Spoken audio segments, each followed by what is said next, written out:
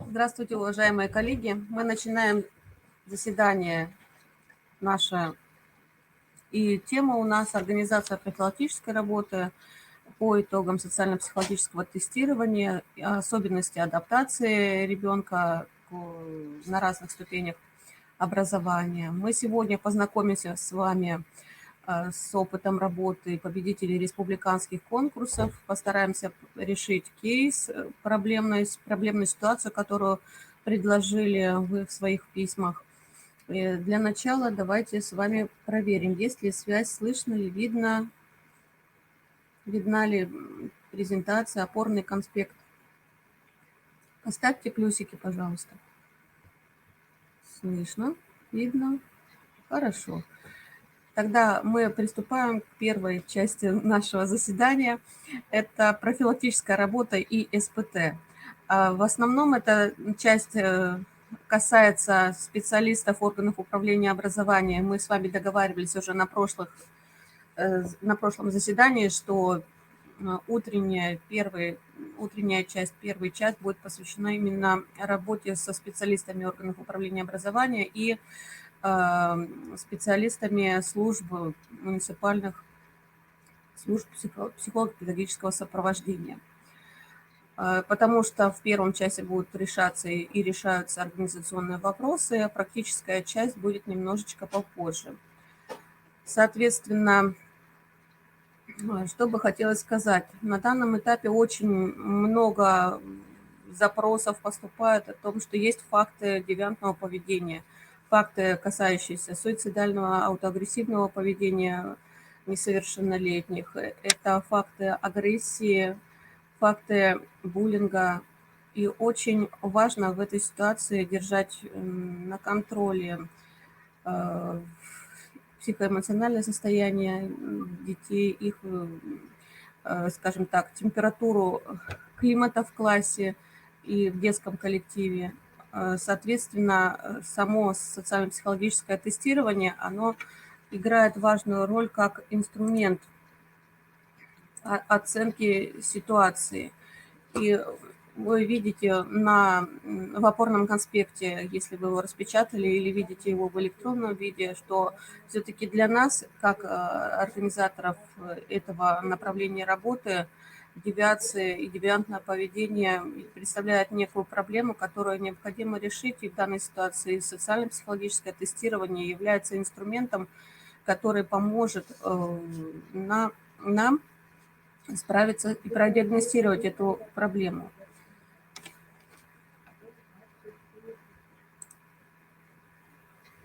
И именно инструмент, и именно профилактики. И не только вот, если мы говорим о том, что социально-психологическое тестирование выявляет, изначально было предложено нам как инструмент оценки склонности риска к зависимому поведению, потреблению ПАВ, то сейчас мы с вами расширяем границы. Я просто настаиваю на том, чтобы все относились к социально-психологическому тестированию именно как к такой работе, которая определяет всю профилактическую дальнейшую деятельность образовательной организации по всем направлениям. То есть подходить к этой проблеме комплексно и выявлять ранее риски девиантного поведения несовершеннолетних. Опыт субъектов Российской Федерации говорит о том, что социально-психологическое тестирование, касающееся только 13-летних детей и старше, это вот только вот одна из частей, которая должна быть. В принципе, профилактика должна начинаться уже в дошкольном возрасте, и все, кто слушает нас сейчас из детских садов и центров развития, должны понимать о том, что должна быть преемственность между ступенями образования в плане профилактики в том числе. И социально-психологическое тестирование в этой связи является необходимой мерой, которая будет держать на контроле ситуацию и предупреждать риски. Кроме того, что бы хотелось сказать, те инструменты профилактики, которые могут быть, это могут быть службы, кроме социально-психологического тестирования, службы ранней помощи, консультационные центры, службы помощи, ПМПК, территориальная, центральная, которые будут включены в процесс, могут обращаться к вам и родители, и дети со своими проблемами. Пожалуйста, принимайте их и работайте с ними. Социально-психологическое тестирование обучающихся является необходимой мерой контроля. Методика основана на непрерывности, единовременности совместного воздействия на ребенка, факторов риска и защиты. И факторы риска сейчас и факторы защиты опишет нам Ольга Валерьевна Борисова, которая курирует направление социально-психологического тестирования в республике и работает со всеми специалистами органов управления образования в этом направлении. Ей слово.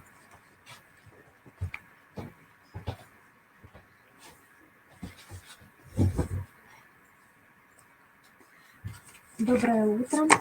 Коллеги, прежде всего хочу напомнить о продлении срока проведения социально-психологического тестирования до 1 декабря. Срок до 4 декабря. В наш адрес мы ждем от вас материалы, а именно дополнительные экселевские файлы по количеству обучающихся, прошедших тестирование, скорректированный акт передачи результатов. Пожалуйста, не забывайте о том, что в этом документе должно стоять не менее 3 подписей и скорректированный бланк первичной обработки результатов. Это первое, что я хотела сказать. Ну и коротко, да, на сегодняшний день в тестировании приняли участие 41 310 обучающихся из 307 образовательных организаций, в том числе 29 164 школьника, 844 воспитанника детских домов, 11 097 студентов учреждений среднего профессионального образования и 205 студентов заведений высшего образования.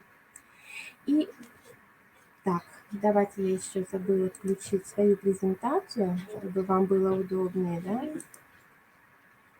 воспринимать на слух то, о чем я говорю. И если коротко пробежаться о всем известных фактах, но очень главных, да, касающихся социально-психологического тестирования, хотелось бы сказать, что тестирование проводится в целях раннего выявления немедицинского потребления наркотических средств и психотропных веществ обучающимися. Единая методика СПТ, которая лежит в основе тестирования, направлена на определение вероятности вовлечения респондентов в аддиктивное, то есть зависимое поведение, и она ни в коем случае не может быть использована для формулировки заключения о наркотической или иной зависимости респондента. Таким образом, мы оцениваем не обучающихся группы риска, а степень рискогенности социально-психологических условий, в которых обучающиеся находятся.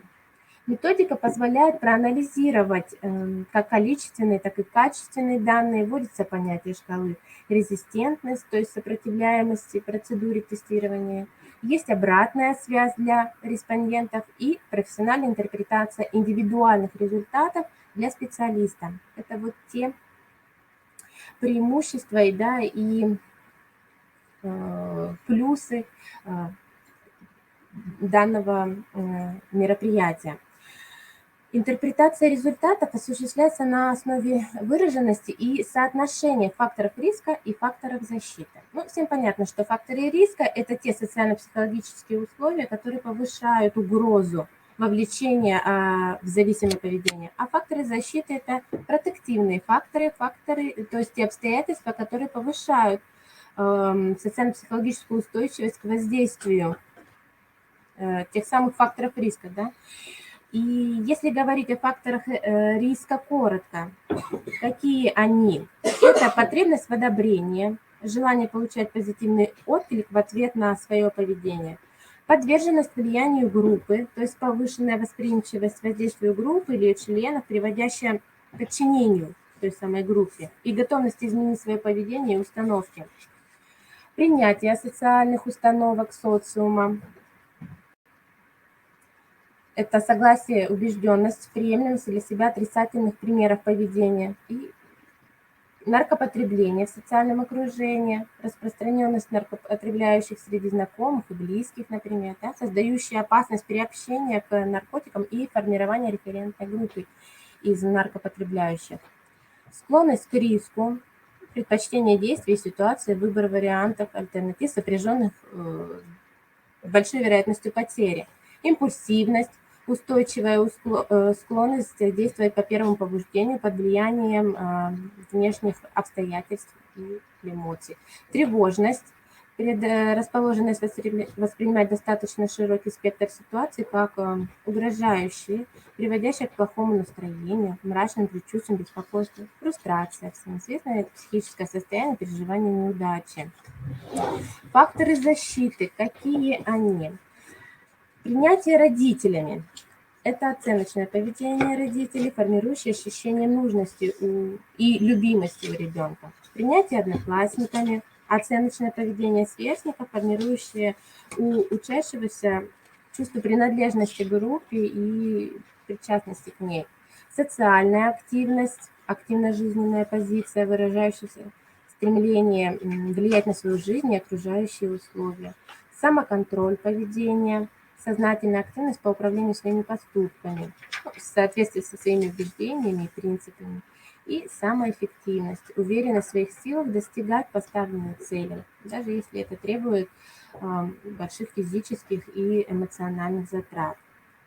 Социально-психологическое тестирование является основой для организации качественной профилактической деятельности с обучающимися, позволяющей реализовать диагностическую работу, индивидуальную профилактическую работу и осуществлять адресную квалифицированную помощь.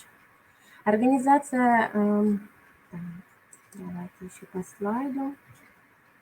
Организация работы в образовательной среде по вопросам профилактики употребления обучающимися психоактивных веществ зависимого поведения является неотъемлемой частью ответственности образовательной организации. На государственном уровне определена необходимость создания госсистемы профилактики немедицинского потребления наркотиков. И стратегия реализации государственной политики профилактики вовлечения в незаконное потребление обучающихся образовательных организаций определяет направление антинаркотической деятельности. На слайде вы можете это все увидеть. Среди них включение в основные и дополнительные образовательные программы учреждений разделов по профилактике употребления психоактивных веществ.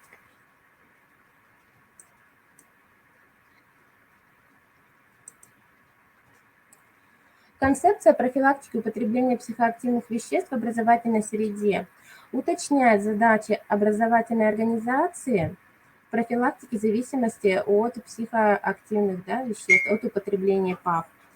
Тоже подробно на этом не буду останавливаться, вы все можете увидеть на слайде. Ну и, соответственно, тот, кто сейчас не успеет увидеть на слайде, будет иметь возможность эту презентацию скачать. Кроме того, профилактика употребления психоактивных веществ в образовательной среде введена и в требования федерального государственного образовательного стандарта. Об этом помним и не забываем.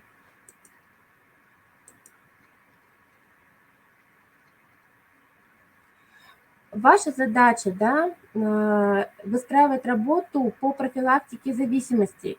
Каким образом? С опорой вот как раз на те нормативно-правовые основания, которые сейчас я затронула, это стратегия, концепция, с участием всех участников образовательного процесса, субъекта профилактики, с повышением компетентности педагогов, родителей, с использованием мультифункциональных программ, не отдельным специалистам, а всей образовательной организации, что очень важно. С учетом того, что СПТ – это инструмент для построения адресной профилактической помощи, воспитательной деятельности, деятельности образовательной организации. По результатам социально-психологического тестирования вы имеете возможность и необходимо выделить 4 группы респондентов. Первая группа – это респонденты, у которых факторы риска и факторы защиты благоприятно сочетаются. Здесь рекомендовано проведение базовой профилактической работы, направленные на поддержание и укрепление уже существующих ресурсов защиты, на снижение вероятных факторов риска, на саморазвитие личности обучающихся. Вторая группа – это респонденты, у которых выражены факторы защиты. В данном случае рекомендовано усиление базовой профилактической работы, направленной на снижение факторов риска и укрепление существующих ресурсов защиты. Третья группа – группа респондентов, у которых выражены, наоборот, факторы риска. Да? И четвертая группа – респонденты, у которых наблюдается неблагоприятное сочетание факторов риска и факторов защиты. Вот здесь мы остановимся немножко поподробнее. На слайде вы тоже можете все это увидеть, а я коротко скажу только о том. Вот в той группе, в третьей группе, где у респондентов выражены факторы риска, рекомендовано усиление базовой профилактической работы, направленной на поддержание и укрепление существующих ресурсов защиты. Необходим постоянный педагогический контроль, анализ условий, помогающих формированию факторов защиты в школьной среде.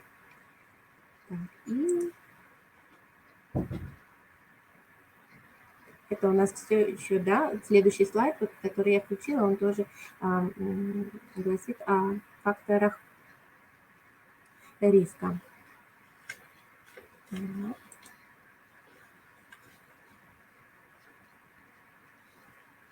Так, это факторы защиты, простите, пожалуйста. Вот этот слайд тоже факторы защиты. И вот слайд, получается, третья группа респондентов, у которых выражены факторы риска. Факторы риска. Об этом я вот, простите, тоже уже упомянула. Повторюсь, что рекомендовано усиление базовой профилактической работы, направленной на поддержание и укрепление существующих ресурсов защиты, постоянный педагогический контроль необходим, анализ условий, помогающих формированию факторов защиты в школьной среде. Так, и последняя группа респондентов. Вот здесь вот я их отдельно на слайд не вывела, но это та группа, у которых наблюдается неблагоприятное сочетание факторов риска и факторов защиты. Что необходимо делать с такими детьми, с такими респондентами? Необходимо данной категории детей уделить особое внимание. Помимо включения данной категории обучающихся в комплексную профилактическую деятельность, следует выстраивать работу в сотрудничестве и с клиническими психологами и психиатрами,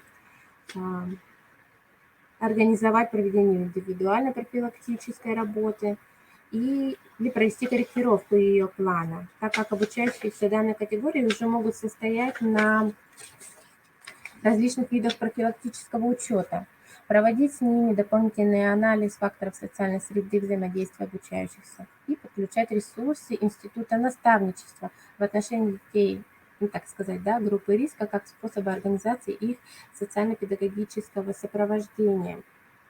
Ну, кроме того, какие должны вы организовать мероприятия после проведения социально-психологического тестирования, провести родительское собрание в классах и группах, где выявлен наибольший процент обучающихся с явной рискогенностью, провести индивидуальное консультирование по запросу обучающихся или их родителей, законных представителей, разработать и реализовать мультифункциональную программу профилактики.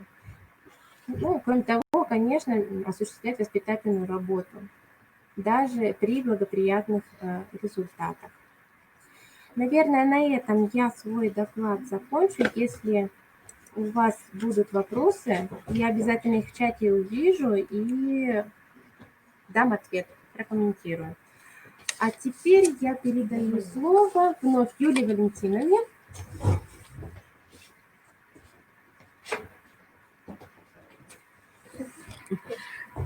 Уважаемые коллеги, мы продолжим беседовать по поводу социально-психологического тестирования и по организации профилактической работы по итогам этого тестирования. И вы получите результаты тестирования примерно в декабре месяце. У нас еще идут дополнительные обследования детей, которые попали на карантин, и для увеличения охвата им продлен срок представления результатов. На каждого ребенка, который участвовал в тестировании, будет индивидуальный протокол. по которому можно будет работать индивидуально. Но вот как Ольга Валерьевна сказала, что нужно организовать работу в целом, независимо от того, получили они положительные результаты, попали они в группу риска или не попали в группу риска. Но у каждого ребенка есть некоторые факторы, которые западают, и по ним можно организовать работу коррекционно-развивающую для того, чтобы улучшить положение дел в целом по профилактике и по психологическому здоровью всего детского коллектива образовательных организаций. На что обратить внимание при организации профилактической и, можно даже сказать, развивающей, коррекционно-развивающей работы в образовательных организациях по итогам социально-психологического тестирования. Можно связать эти итоги с развитием Я-концепции детей. И мы знаем, что Я-концепция, она формируется не только с 13 лет, но и начиная с дошкольного возраста. И вообще мы с вами можем включить в эту профилактическую работу все ступени образования, начиная от дошкольников. Ну, то есть стадии-то могут они быть и раньше, да, но вот когда мы можем подключиться к этому этапу, дошкольный возраст, и поэтому всех дошкольников я тоже призываю к тому, чтобы они включались в эту работу. И целевые могут быть группы такие: дети до 7 лет, дети с 7 лет до 17 лет, посещающие общеобразовательные организации. Это могут быть студенты, родители, педагоги. То есть в эту работу включаем всех. По итогам социально-психологического тестирования все участники образовательного процесса включаются в профилактическую работу. Какие задачи необходимо решить в процессе профилактики для детей, в работе с детьми? Мы развиваем эмоционально-волевую сферу, развиваем критическое мышление, работаем над профориентацией, самоуважением, самосознанием, рефлексией, развитием адекватной самооценки. И все это укладывается вот как раз-таки в формирование Я-концепции. Формируем навыки распознания детей своего эмоционального состояния и умения адекватно его показывать, и формируем навыки выражения своих желаний, эмоций и принимая во внимание желания других. То есть развиваем ассертивные какие-то навыки, да, умение самостоятельно договариваться в условиях конфликтных ситуаций. Вот. Все эти моменты, они должны быть в профилактической коррекционно-развивающей программе, как индивидуальной, так и в групповых каких-то формах. Мы с вами этого должны добиваться, независимо от того, поучаствовали ли дети в социально-психологическом тестировании, или же все-таки они еще не достигли 13-летнего возраста или отказались от участия в социально-психологическом тестировании. Тестирование, оно является как бы такой отправной точкой для организации профилактической работы. Мы вот по итогам прошлых лет была такая проблема, что мы работаем только с теми, кто попал в группу риска. На медосмотры посылаем только тех, кто попал в группу риска. Да, вот с этим мы разобрались. Мы отправляем на медосмотры только тех обучающихся, которые попали в группу риска. Но профилактическая работа должна вестись со всем образовательным учреждением на всех его уровнях, на уровне обучающихся, на уровне педагогов, на уровне администрации, на уровне родителей. Должна быть комплексная работа. Значит, с детьми понятно, с родителями что мы делаем, какие задачи мы выполняем по гармонизации детско-родительских отношений и развитию родительской компетентности в области психологии ребенка. Мы также должны обратиться к тому, что родитель должен понимать эмоциональное состояние ребенка в ситуациях его повышенного напряжения, должны расширять родительский опыт взаимоотношений с детьми, осознавать собственные переживания родительские. И должна быть такая работа по формированию родительской позиции сотрудничества со своим ребенком в плане преодоления каких-то учебных задач. Способствует расширению опыта взаимодействия детей и родителей, понимания, принятия, переживания детей, знания способов совместного с ребенком проживания, скажем так. Что еще необходимо сказать? На данном этапе в дошкольных образовательных организациях необходимо учесть следующее. При организации профилактической работы мы знаем, что именно взрослые являются источником эмоционального какого-то социального подкрепления, и поэтому важно самому взрослому педагогу, воспитателю, педагогу, психологу, родителю в этой ситуации соответствовать каким-то эталонам. И вот обучение навыкам эффективной коммуникации, изучение каких-то теоретических основ должно быть в детском саду проработано в достаточной степени. Потому что здесь именно в этом возрасте закладываются какие-то фундаменты физического, умственного развития, нравственного. И мы, как взрослые, несем все то доброе, теплое, что пронесет ребенок в течение своей последующей жизни. Что можно сказать? Значит, мы в дошкольном возрасте развиваем также эмоциональные волевые качества, коммуникативные, нравственность, познавательное развитие, познавательному развитию уделяем внимание и формированию социальных навыков. Что для общеобразовательных организаций мы также продолжаем развивать эмоционально-волевые навыки, саморегуляцию поведения, причинно-следственные связи какие-то, помогаем формировать коммуникативные навыки, познавательное развитие также и социальным навыкам, мотивационным навыкам, целеполаганию, профориентации, развитию креативного мышления. Почему мы все время крутимся вокруг социально-психологического тестирования? Потому что оно является таким показателем проявления факторов риска и защиты.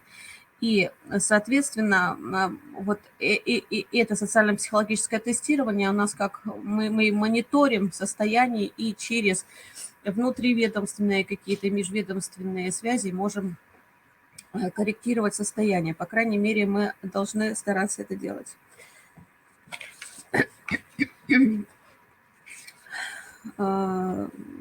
Давайте с вами определимся, кто понял, как работать с результатами социально-психологического тестирования по итогам прошлого года. Или есть какие-то вопросы по поводу, как интерпретировать результаты, как работать с самими протоколами. Есть такие? У нас, к сожалению, пока не получилось загрузить, или получилось, образец того протокола, который должен быть. Давайте его загружу. Вот смотрите, он полностью загружается или не полностью, вы можете его скачать и посмотреть. Значит, мы видим отчет по респонденту. Муниципальное образование, образовательная организация, идентификационный номер и так далее, и так далее. Те варианты ответов, которые он давал, мы видим вот здесь, в ячейке, да, все варианты ответов. Что мы там еще видим? Мы видим интерпретацию по каждому из факторов. Описание короткое, которое предусмотрено самой методикой. И дальше идет вывод о том, насколько он вовлечен в зависимое поведение. Но вы на это внимание не обращайте, вот на саму эту последнюю завершающую точку, да, а мы смотрим с вами на те факторы, которые выражены у данного ребенка. Следующим, то есть по итогам обработки результатов в этом году будут региональные нормы немножко меняться по сравнению с прошлым годом, поэтому сейчас мы, то есть вот здесь видно, что средний, пониженный, средний. Значит, в этом году тоже нужно будет разрабатывать региональные нормы по итогам всей выборки, которая поучаствовала в социально-психологическом тестировании. И поэтому вот когда встречались мы, по-моему, с государственными профессиональными образовательными организациями, с психологами из этих организаций, возник вопрос, а где же вот эти вот нормы? Нормы, они в ходе обработки формируются, и мы с вами познакомимся чуть позже. Но вот так вот выглядит отчет по каждому респонденту. Соответственно, мы можем на основе этих данных организовать работу именно по тем факторам, которые западают у каждого из респондентов. Что делать с теми, у кого недостоверные результаты? Соответственно, нужно подключать другие методики для их диагностики, для диагностики товарищей, которые недостоверно ответили поучаствовали в тестировании. Так, где-то у нас еще должна быть, получается, не получается. Ага. Так. Excel'овская табличка. Вот эта Excel'овская табличка, и видно, что вот этого респондента номер 6 потребность в одобрении в красной зоне. Это значит группа риска по данному фактору. Мы видим, то есть если вы загрузите этот файлик, вы увидите, что вот если мы будем прослеживать респондента номер 6, то у него несколько факторов, которые западают. Так. И вот именно по ним, эти факторы будут являться основой для того, чтобы организовать с ним коррекционно-развивающую работу. Склонность к риску и принятие аддиктивных установок социума данного респондента выражено в достаточной степени. Это высокая группа, высокий риск. Вот так, посмотрим дальше, что там у него. Этого респондента номер 6. Но по итогам всех манипуляций, обработки, он попадает в зону благоприятное сочетание факторов риска и защиты. Почему-то. Это по итогам первой, да? Угу. Так. А по итогам второй методики он попадает в рискованную зону и по факторам риска, и по факторам защиты. Соответственно, методика рассчитана на то, чтобы более достоверно оценить риск, и используются как раз-таки две методики. Несмотря на то, что у него вот благоприятное сочетание факторов риска и защиты по первой методике, по второй методике он попадает все-таки в риск и попадает в группу латентной вероятности и рискогенности. Если бы он попал в явную вероятность, то тогда бы он пошел на медосмотр и на индивидуальную профилактическую работу. Но я рекомендую проводить индивидуальную профилактическую работу и с этим ребенком тоже, чтобы не было, вернее, вот это социально-психологическое тестирование как раз рассчитано на то, чтобы выявить такую вот латентную рискогенность и вовремя принять меры для того, чтобы откорректировать поведение и, соответственно, ситуацию не допустить уже ни до употребления, ни до каких-то агрессивных действий, чтобы девиантное поведение у нас на корню было пресечено.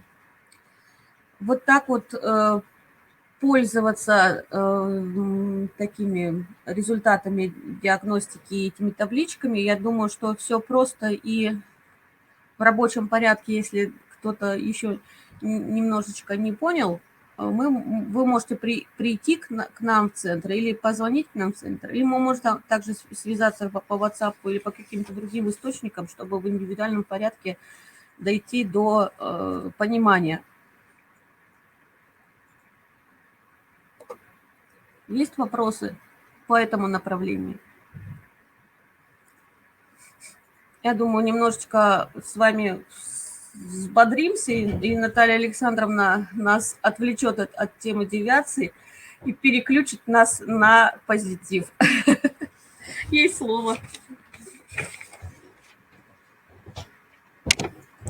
Благодарю. Добрый день еще раз, уважаемые коллеги. Так, поставьте, пожалуйста, пока снежинки, как со звуком, как с видео. У кого все в порядке? Ждем снегопад. А я пока подключу презентацию. Ага, все отлично. У кого снежинки, у кого плюсики. Здорово. Хорошо. Уважаемые коллеги, ежедневно мы с вами выполняем трудовые функции. Часто это бывает так, например, долгое время мы находимся за компьютером, выполняем какую-то методическую работу. Либо мы находимся стоя, да, в классе перед детьми, и проводим занятия. Но в любом случае, чаще всего в нашей повседневной жизни задействованы, как правило, одни и те же группы мышц.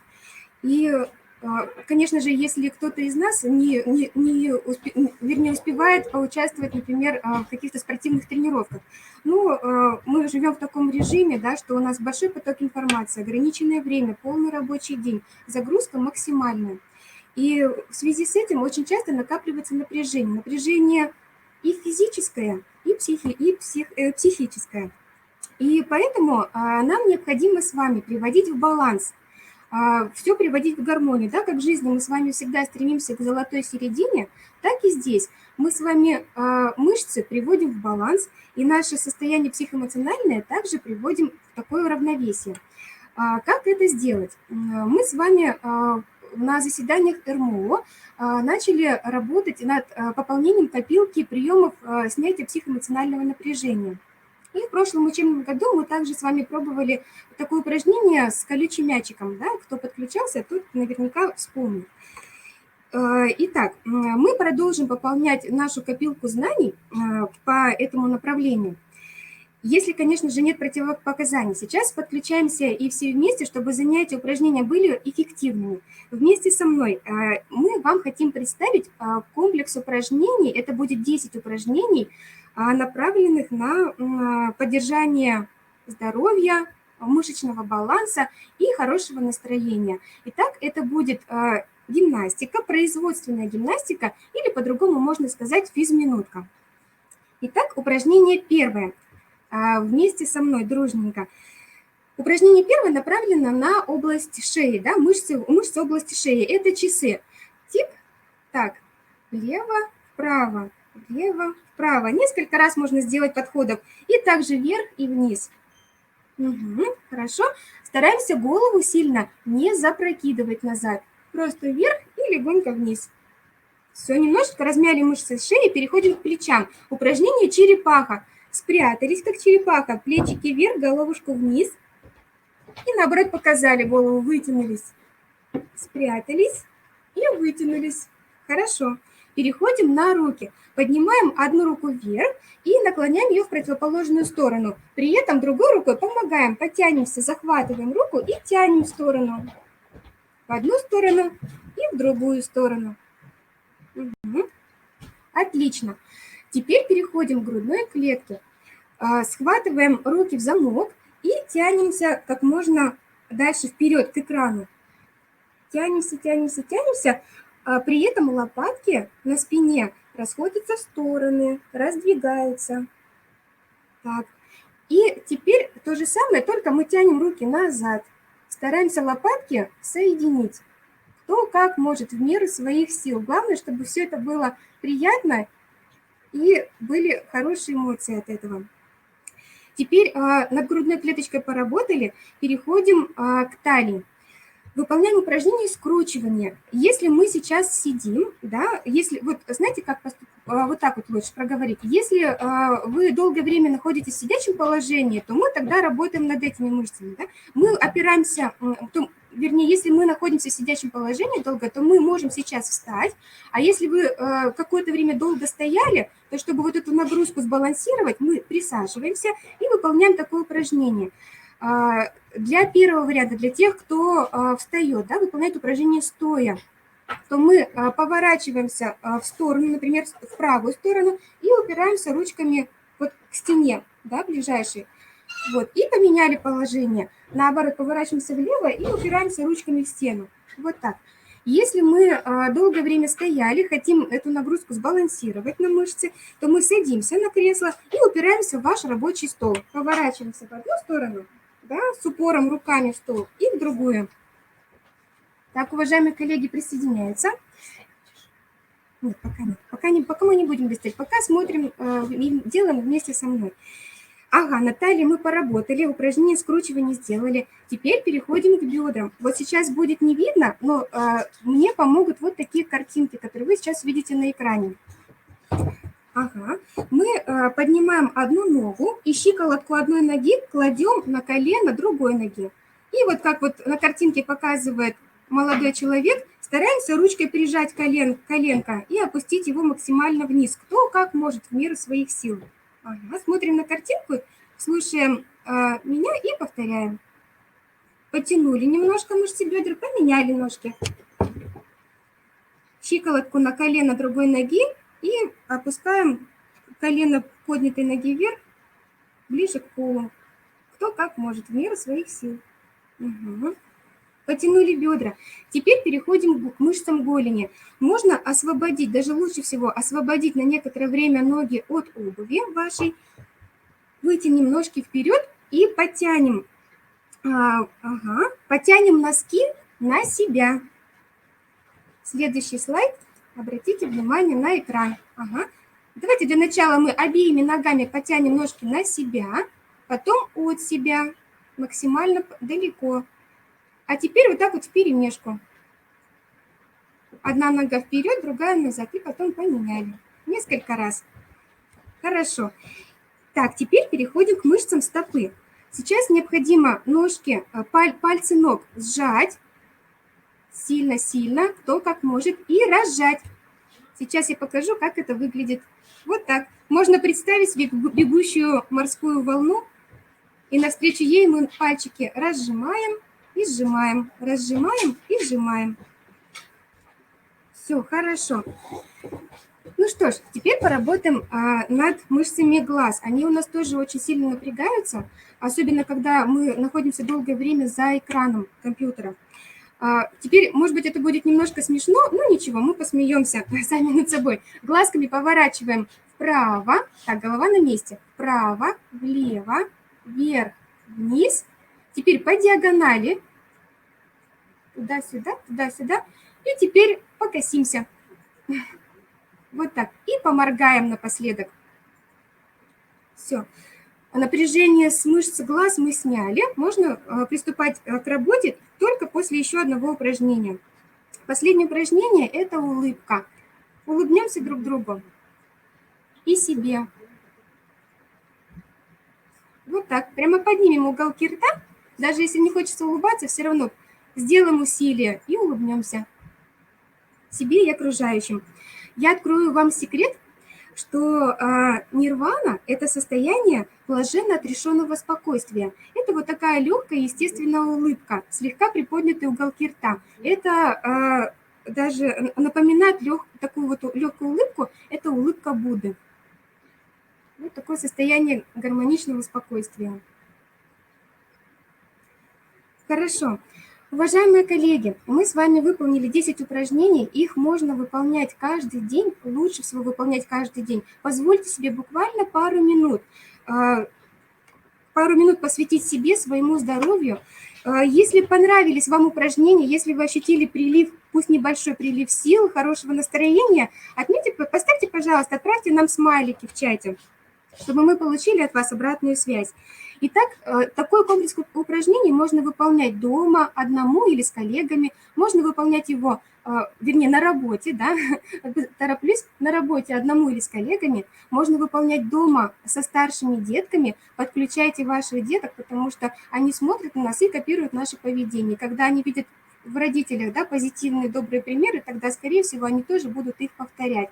Вот в школе, в младших классах есть такая практика проводить физминутки, к сожалению, потом, когда детки становятся постарше, переходят в более старшие классы, такая практика теряется. Вот хотелось бы, чтобы, хорошо было бы, чтобы преподаватели, учителя могли находить пару минут на такие небольшие физминутки для поддержания своего здоровья, физического, хорошего самочувствия и психологического. Позволим пару минут в день на себя, для своего здоровья, потому что здоровье, оно бесценно. Мы нужны самим себе здоровыми, мы нужны здоровыми своим близким, родным, чтобы мы могли о них и заботиться, и, конечно же, могли иметь возможность профессионально самореализовываться. Спасибо вам за внимание, спасибо вам за активность. Вот такая улыбка. Будьте здоровы. А я передаю слово следующему докладчику. Сейчас, секундочку. Что у нас сейчас? Ага. Так, уважаемые коллеги, такая информативная сейчас будет минутка. Мы хотим вам повторить, да, информацию. На сегодняшний момент у нас проходит конкурс методических разработок «Здоровье, ответственность, выбор». Сроки отборочного этапа уже подходят. Начинается республиканский этап данного конкурса, поэтому материалов уже есть, поступают материалы. Спасибо вам за активность. Если кто-то еще не успел, досылайте до 30 ноября, мы ваши материалы ждем. Так. Угу. Сейчас уточню, коллег, какая-то еще информация о конкурсе. Сейчас будет презентация республиканских. Ага, хорошо, хорошо. Уважаемые коллеги, сейчас мы переходим к блоку презентация опыта победителей региональных конкурсов профессионального мастерства. Вскоре мы передадим слово нашим коллегам, которые участвовали в конкурсах республиканского этапа, и некоторые даже попробовали свои силы на общероссийских конкурсах. Но перед тем, как они начнут выступать, мы хотим обратить ваше внимание на что? Когда мы с вами участвуем в конкурсах, готовим материалы, встречаются довольно-таки часто некоторые ошибки. Мы их проанализировали и решили их осветить на заседании, чтобы их минимизировать на будущее. Какие-то могут быть ошибки. Первое. Конкурсные материалы не соответствуют требованиям положения о конкурсе. Например, конкурс «Педагог-психолог». Нет требуемого анализа проведенного мастер-класса. Некоторые специалисты прикрепляют такой фрагмент, как рефлексия, то есть итог занятия, который проговаривается вместе с детьми, да, с участниками занятия. Но подразумевается, что анализ мастер-класса – это анализ самого специалиста, анализ педагога-психолога, того, как у него получилось провести занятие, что удалось, что не удалось. Вот такая ошибка. Поэтому, да, вот обращаем ваше внимание, что мы не подменяем материалы, то есть что запрашивается, мы то и направляем. В конкурсе «Мы за здоровый образ жизни» часто встречаются такие недоработки, да, или ошибки, используются или подписываются в материалах чужие цитаты, стихотворения и другие материалы. Если мы кого-то цитируем, то мы обязательно указываем авторство. Если вы придумываете свои стихотворения, да, или свои материалы, то, конечно же, тут вопросов нет, и даже это лучше, когда вы подключаете свое собственное творчество и авторство. Лучше придумывать самим по возможности. Хорошо.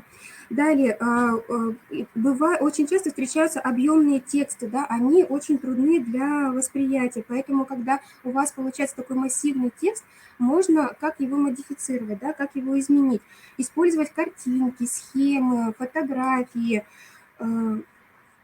инфографику.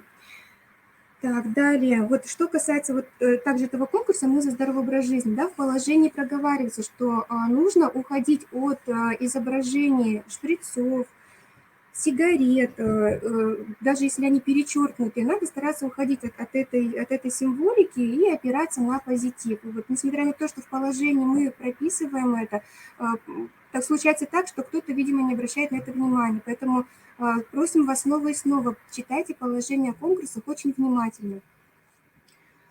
Так, и в целом, и в целом мы соблюдаем временной режим видеофайлов, да, если ограничение по времени 4 минуты, да, или, либо 2 минуты, то мы не выходим за пределы вот этого временного графика. Текстовые файлы, когда мы направляем, да, лучше отправлять в двух вариантах, и PDF, и Word, потому что когда вы отправляете таким образом, это ускоряет процесс обработки информации, которую вы нам посылаете. Так, и теперь проговорим, да, для понимания, потому что еще вопросы такие есть от специалистов. Конкурс «Мы за здоровый образ жизни», республиканский конкурс, он является этапом всероссийского конкурса «Стиль жизни здоровья». Поэтому, чтобы поучаствовать во всероссийском конкурсе, необходимо пройти для начала этап республиканский. Конкурс называется «Мы за здоровый образ жизни». Ну, соответственно, конкурс «Педагог-психолог» также есть республиканский этап, да, и победитель уже презентует Республику Коми на всероссийском этапе, равно как и на конкурсе «Пси-перспектива». Так, еще вот такой момент уже касается не конкурсов, а организационный. Часто встречаются звонки да, вот с просьбами о том, что письма наши специалисты, педагоги, психологи, социальные педагоги не получают письма о проведении РМО, либо какие-либо другие, то, что касается их вашей профессиональной деятельности. Поэтому к вам вот такая рекомендация. Вам, у кого такая проблема есть, встречается, необходимо установить связь с вашим секретарем, с приемной вашего учреждения, чтобы материал, который касается вашей деятельности, вам дублировался на вашу личную почту, да, либо каким-то другим образом передавался для вас, чтобы информация доходила своевременно. Так, все. Вот из таких рекомендаций, да, вот, которые мы хотели до вас донести, это все. Ну что ж, коллеги, сейчас мы переходим к следующему блоку. Мы передаем слово нашим коллегам, которые были участниками, да, стали участниками республиканских этапов конкурса профессионального мастерства. Итак, передаем слово Марии Ивановне Шевадаевой. Мария Ивановна сейчас... Мы подключаем вашу презентацию. Пожалуйста, включаемся. Ждем вас. Пока Мария Ивановна подключается, уважаемые коллеги, докладчик выступает. Да? Если у вас возникают какие-либо вопросы, рекомендации, может быть, пожелания, то вы не молчите, прописывайте все ваши мысли в чате. Докладчик их увидит и прокомментирует в конце своего выступления или по ходу выступления. Ивановна, мы вас видим. Ага, давайте еще раз попробуем. Здравствуйте, уважаемые коллеги. Мария Ивановна подключается, коллеги. Обращаем ваше внимание, что если у кого-то возникают технические трудности, может быть, не переключается презентация или видео пропадает, звук, просьба к вам, отключайте все другие вкладки в вашей браузерной строке, все программы, которые вы сейчас не используете, стараться нужно оставить только площадку Proof.me, режим вебинара.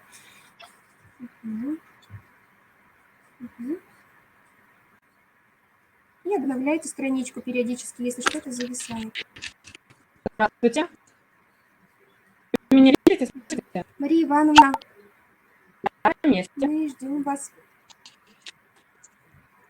Мы видим, что вы сейчас подключаетесь. Вот, изображение появилось. Видим, мы слышим. Все, отлично. Я отключаю, передаю вам слово. Спасибо. Здравствуйте, уважаемые коллеги. 4 года назад я впервые пришла на методическое объединение педагогов-психологов нашего города. Там как раз обсуждалось участие в конкурсе профессионального мастерства педагог-психолога России 2017. На тот момент для меня это было далеко недостижимо. И я прекрасно помню, как восхитилась специалистами, желающими участвовать в серьезном конкурсе. Прошло не так много времени. Наступила пора очередного конкурса «Педагог-психолог России 2020». Вооружившись одобрением и поддержкой коллег, Мария Ивановна, добрый день. У вас, видимо, какая-то проблема с интернетом, со скоростью связи. У вас пропадает звук и изображение ваше. Мария Ивановна, попробуйте нажать только на значок микрофона, чтобы был только голос от вас. Это поможет сохранить хороший уровень звука с маленькой скоростью интернета. Попробуйте нажать только значок микрофона сверху.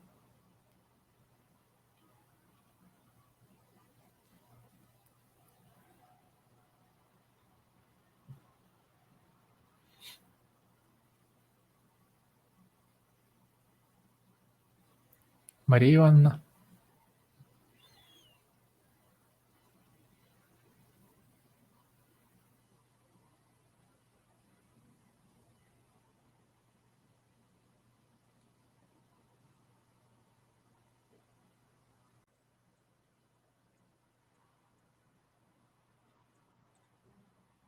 Да-да. Можете говорить, Мария Ивановна. слышно меня? Да, Да, сейчас, я могу, Мгм. я вас слышу. Да, сейчас должно быть лучше без видео. Спасибо большое. Мгм. Пустите. Меня слышно? Могу говорить? Слышно. Хорошо, тогда продолжаю. Итак, на первом этапе я представила жюри характеристику своей профессиональной деятельности, где я отразила сведения об основном и дополнительном образовании, о цели, задачах и основных направлениях своей работы. Представила перечень разработанных методических документов, программ и проектов, а также перечень психолого-педагогических технологий и методик, которые я использую в своей профессиональной деятельности. Представила обобщенную аналитическую информацию за последние 3 года. Так как характеристика профессиональной деятельности является одним из конкурсных испытаний, к ее оформлению я постаралась подойти творчески, чтобы она была более запоминающейся. Я использовала элементы инфографики. В визитной карточке, представленной в виде видеоролика, я постаралась отразить направление своей профессиональной деятельности, поочередно представив их в виде пирамиды Абрахама Маслоу, пояснив, что моя пирамида состоит из ступеней профессионального стандарта педагога-психолога, которые также неразрывно связаны между собой. Мастер-класс являлся одним из важнейших испытаний, зеркалом профессионального мастерства и педагогической культуры. Совместно с творческой группой, которая сопровождала меня на всех этапах конкурса, мы разработали мастер-класс, целью которого была трансляция опыта работы по развитию навыков детей старшего дошкольного возраста с использованием методов и приемов технологий сторителлинг. Мастер-класс был проведен с педагогами, психологами и воспитателями дошкольных учреждений города Воркуты в активном взаимодействии с участниками. Слышно? В активном взаимодействии с участниками мастер-класса я постаралась продемонстрировать, как в своей работе с помощью технологии сторителлинг решаю социально-коммуникативные задачи развития воспитанников в соответствии со стандартом дошкольного образования. Для этого я познакомила участников с методом MindMap, который предполагает работу по алгоритму. С помощью заданного алгоритма мы с позиции одного ребенка и одного родителя выстраивали ход конкретных действий, знания проблемы, для осознания своих эмоций в проблемной ситуации, для осознания продуктивности или непродуктивности наших шагов, для создания и переписывания истории. Для визуализации создаваемой истории мы практиковали работу с использованием ассоциативных карт, которые помогают передать атмосферу, раскрыть тему и погрузить нас с позиции ребенка и позиции родителя в воображаемый мир.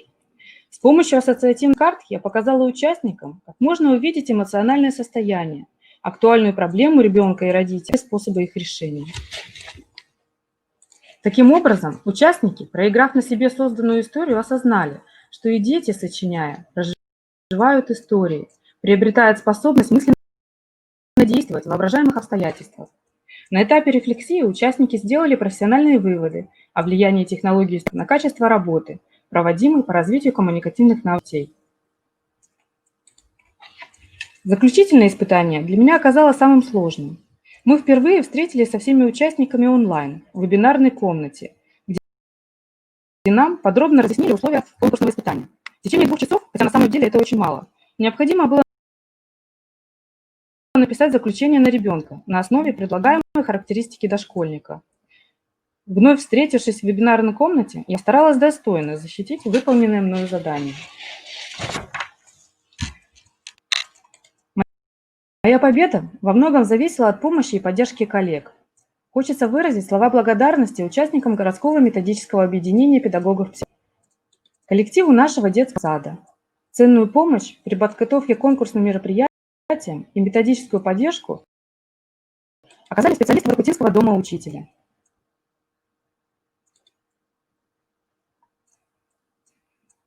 Спасибо вам, уважаемые коллеги. Конкурс для меня стал значимой ступенью к успешному освоению всей. Достигнутый результат открывает передо мной новые возможности для постановки новых целей, дает уверенность в своих силах. Участие в конкурсе профессионального мастерства – это хорошая возможность проверить себя, кто ты и на что ты способен. Уважаемые коллеги, есть ли у вас ко мне какие-либо вопросы?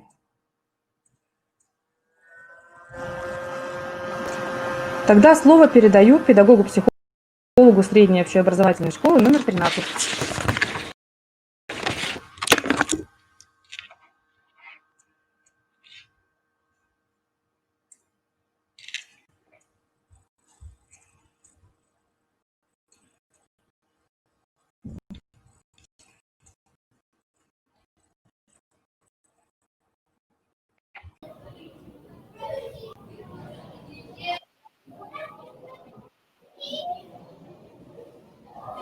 Здравствуйте.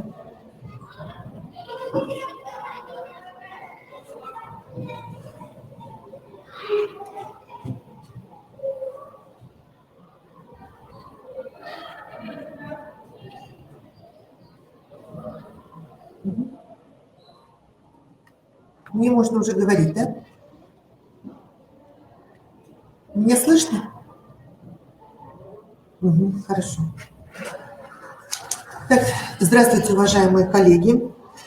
Сегодня в условиях внедрения инклюзивного образования активно обсуждается проблема интеграции детей с ограниченными возможностями здоровья в общеобразовательную среду.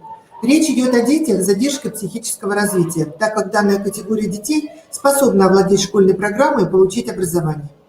Категория таких детей крайне неоднородна, однако их общей основной особенностью является нарушение или задержка в развитии.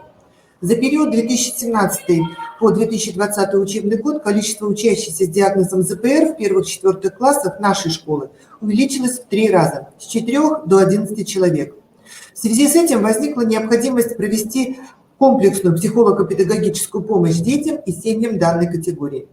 Важным условием успешной коррекции и компенсации недостатков в психическом развитии детей с ЗПР является создание условий обучения и развития, которые соответствуют реальным возможностям ребенка.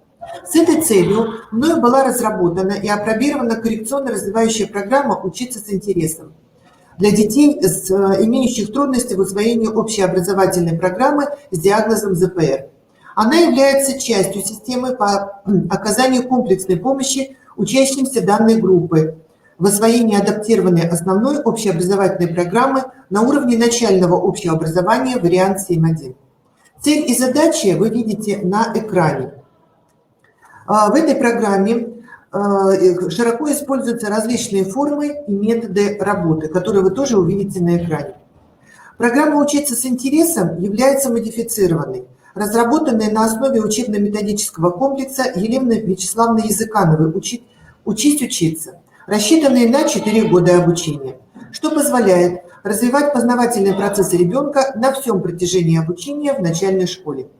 Новизна программы заключается в том, что содержание занятий построено с учетом особенностей умственного развития детей с ЗПР, проявляющихся нарушениями в организации познавательной деятельности и поведения, общей и мелкой моторики, повышенной утомляемости, замедленного темпа усвоения и закрепления нового материала, нарушениями эмоционально-волевой сферы. Занятия построены на основе гибких способов проведения индивидуально-групповой коррекционных работы с использованием иллюстрированной наглядности, развивающих заданий неучебного характера в форме игры. Большая часть упражнений представлена нестандартными заданиями, при решении которых формируются навыки самостоятельности, неординарность мышления, умение анализировать, сравнивать, обобщать и применять знания на практике. Программа может быть использована как целиком, так и в качестве отдельно взятых блоков для отработки тех навыков, которые наиболее показаны учащемуся ЗПР. Занятия проводятся 1 раз в неделю в индивидуальной или групповой форме по 30-40 минут в зависимости от соматического состояния ребенка с ЗПР, учитывая зону его ближайшего развития. Количество участников в группе 3-5 человек. Малая наполняемость коррекционной группы дает возможность работать с каждым учащимся, учитывать его индивидуальные особенности, резервные возможности и максимально справиться с предложенными заданиями. Программа «Учиться с интересом» не создает учебных перегрузок в связи с отсутствием домашних заданий и предполагает широкое использование активных методов обучения. Занятия имеют определенную структуру, которая включает вводную, основную и заключительную часть. Вводная часть Включайте пальчиковую гимнастику, которая активизирует мыслительную деятельность ребенка с ЗПР, снижает усталость, переключает внимание. С учетом психофизиологических особенностей детей данной категории, в содержание программы включены релаксационные занятия, направленные на снижение эмоционального напряжения. Это могут быть занятия с элементами арт-терапии, песочной терапии, игры с пластилином по выбору самого ребенка. Основная часть – это непосредственное выполнение развивающих заданий в игровой форме. На занятиях мною активно используются приемы эмоциональной поддержки детей в виде похвалы, подбадривания, нацеливания на достижение успеха, что стимулирует познавательную активность ребенка. При проведении групповых занятий приветствуется проявление взаимопомощи среди учащихся. Заключительная часть занятия состоит в проведении итогов в виде самооценивания. Существенной особенностью занятий является применение метода безотметочного оценивания. В конце каждого занятия ученику предлагается таблица для оценки своей работы. Важно, чтобы ребенок научился самостоятельно оценивать и контролировать свои результаты. Инструмент оценивания – это символ, который заносится в таблицу сначала учеником, потом учителем, и результаты достижений ребенка обязательно обсуждаются. Для того, чтобы ученик адекватно оценил свои знания, ему предлагается ответить на несколько вопросов о результатах своей работы, то есть освоить алгоритм самооценки, который вы видите на слайде. Применение метода безотметочного оценивания в работе с детьми с ОВЗ позволяет снизить общую школьную тревожность ребенка, что формирует уверенность в себе, повышает самооценку, дает толчок для развития личностных качеств.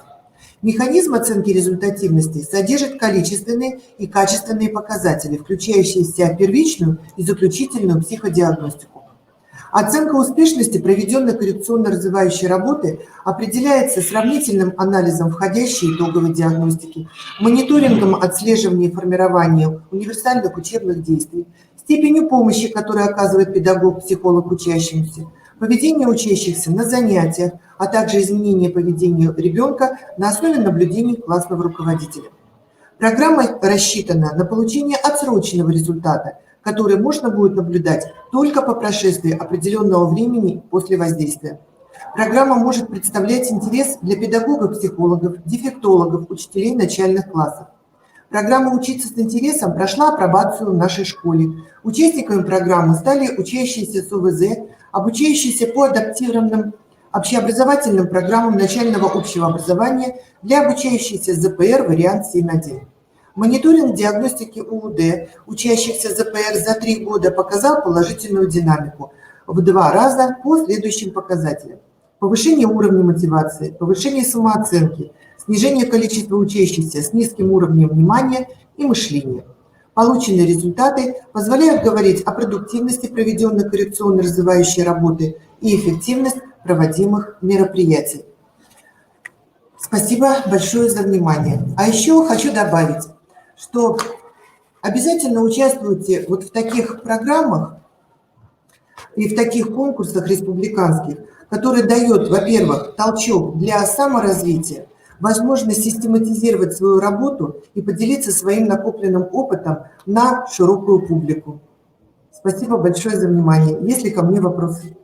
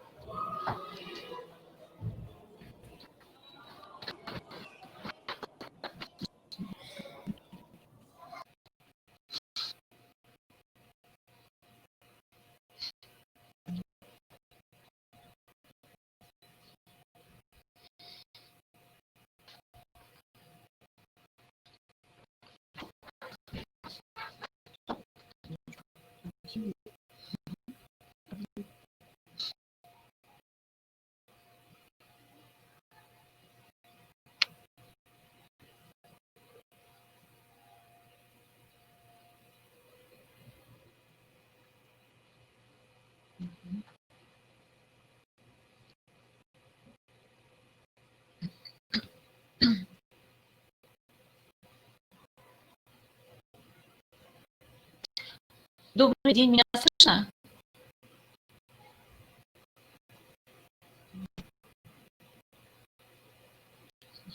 Слышно? Еще раз добрый день, уважаемые коллеги. Сегодня я хочу представить вам, презентовать свою программу, которую я представляла на республиканском этапе всероссийского конкурса «Пси-перспектива». Развивающая психолого-педагогическая программа «Дружные ребята» направлена на развитие эмоционального интеллекта у детей с общим недоразвитием речи в возрасте 4-5 лет. В системе дошкольного образования проблема эмоциональной грамотности воспитанников является актуальной и находит свое отражение в ГосДО. В частности, в разделе 2.6 отмечается важность развития социального и эмоционального интеллекта. Учитывая специфику работы нашего детского сада, а именно создание специальных образовательных условий для детей с общим недоразвитием речи, возникла необходимость в разработке программы по данному направлению с учетом потребностей детей с ОВЗ. Понятие эмоциональный интеллект. Да, забыла переключить слайд. Сейчас, минуточку. Понятие эмоциональный интеллект впервые ввел Питер Соловей и Джек Майер в 1990 году. Эмоциональный интеллект – это способность человека распознавать собственные чувства и эмоции, умение ими управлять, понимать эмоции и чувства других, чтобы выстраивать на основе этого конструктивные взаимоотношения с окружающими людьми. Специалисты отмечают, что дети, в том числе с УНР, с развитым эмоциональным интеллектом, имеют более высокую самооценку, быстрее адаптируются в новом коллективе, имеют более высокую степень самоконтроля, менее подвержены тревожности и агрессии, пользуются большей популярностью сверстников. Это находит подтверждение в результатах диагностики, полученной за 3 года в ходе апробации программы «Дружные ребята». Оценивались 3 компонента параметров эмоционального интеллекта воспитанников, которые занимались по данной программе. Первый компонент – это понимание ребенком собственных эмоций и эмоций других людей. Второй компонент – это выражение и регуляция собственных эмоций. И третий компонент – это умение управлять своими эмоциями и поведением.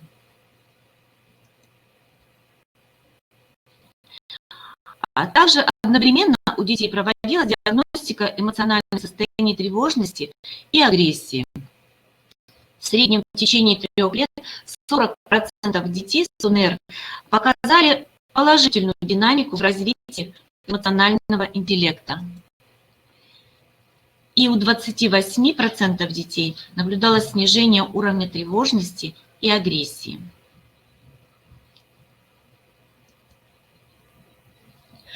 Педагоги и родители отмечали, что дети стали свободно проявлять себя в играх, принимать на себя любые роли. В общении появилась эмоциональная отходчивость и гибкость, потому что дети стали осознавать свои чувства и понимать, что с ними происходит. Специалистами установлено, что ребенок, который научился принимать и правильно проживать собственные чувства, умеет принимать и уважать чувства других людей. И чем раньше он этому научится, тем интереснее и содержательнее и радостнее будет его жизнь. Цель программы – развитие эмоционального интеллекта как основа формирования личности воспитанников с УНР 4-5 лет. Данная программа краткосрочная является первой ступенью в системе работы по развитию эмоционального интеллекта у детей с УНР дошкольного возраста. И это означает, что работа по этому направлению будет продолжаться в старшей подготовительной группе. Срок реализации программы – 2 месяца. Программа состоит из 12 занятий. Занятия проводятся раз в неделю с подгруппой детей из 6 человек. Время занятия – 20 минут. Такой подход позволяет нам в течение года охватить всех детей данного возраста с диагнозом в форме работы малыми мобильными группами.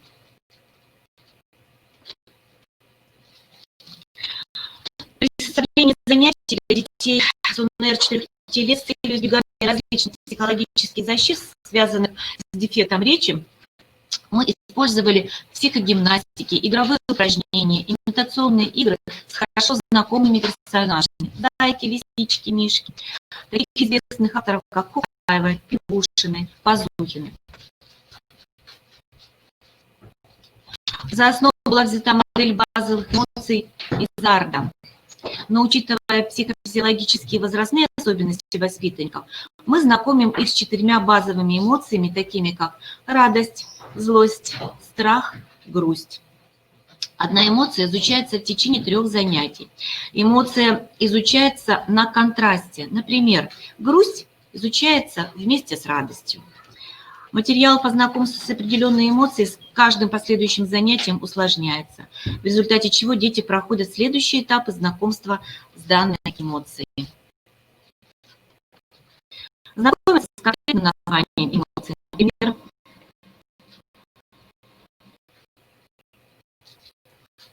знакомятся с конкретным названием эмоций, например, грусть, радость.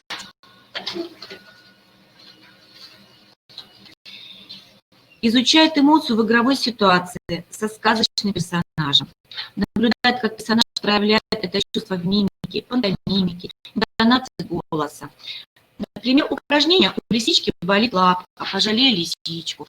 Вначале, конечно, роль лисички исполняет педагог, но потом эту роль могут брать на себя и дети.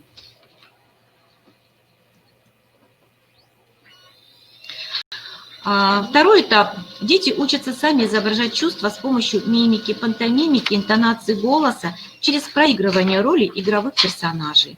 Игра «Грустные, веселые лисички». Дети слушают грустную музыку и изображают грустных лисичек. Радостную музыку, веселую, изображают радостных лисичек. Третий этап.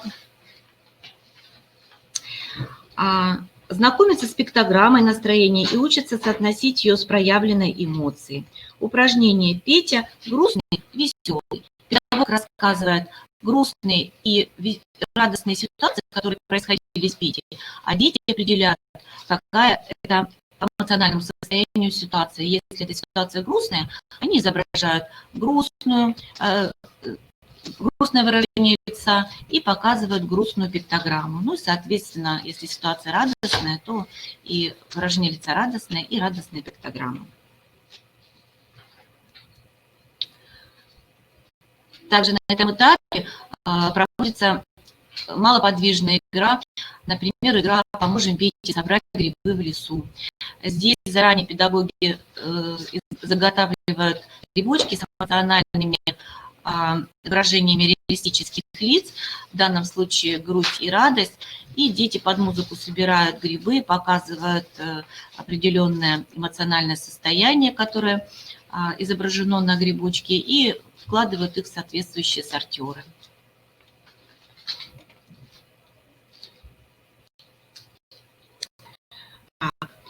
Следующий этап. Дети учатся проживать эмоцию через социальную ситуацию, приближенную к реальности. Например, упражнение «Петю наказали».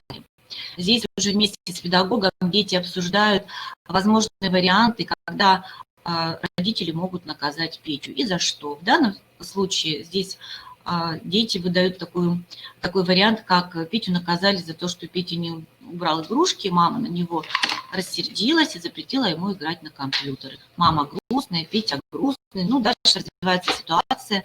Мама с Петей договаривается. Петя принимает решение убрать игрушки, а мама уже, соответственно, разрешает ему еще 10 минут поиграть на компьютере. И мы видим, как эмоциональное состояние детей меняется уже к концу развития социальной ситуации. Таким образом, такой подход позволяет детям более глубоко погрузиться в мир эмоций, почувствовать и осознать их. Новизной данной программы являются авторские арт-терапевтические упражнения, которые выполняются детьми в конце каждого занятия. Данные упражнения состоят из мотивационных коротких авторских стихотворений, побуждающих ребенка к деятельности, направленной на осознание и отреагирование определенной эмоции средствами изотерапии. В данном случае детям предлагается закрашивать специально подобранные тематические рассказки с применением метода поинтилизма, рисования ватными палочками. Например, упражнение «Грустная лисичка». Плачет грустная лисица, не могу я веселиться, зацепилась за сучок и упала на бочок. Также особенностью данных упражнений является то, что часть работы дети выполняют с педагогом-психологом, а остальную часть задания ребята делают дома, потому что закрашки состоят из двух частей. Обязательно 2 рисунка присутствуют на закрашках. Часть рисунка дети закрашивают вместе с педагогом, а вторая часть остается для того, чтобы они это сделали дома. Готовые рисунки дети приносят на следующее занятие, размещают на выставке. Такой подход позволяет в интересной, легкой и непринужденной форме ребенку вместе со своими родителями еще раз погрузиться в мир эмоций и закрепить пройденный на занятии материал.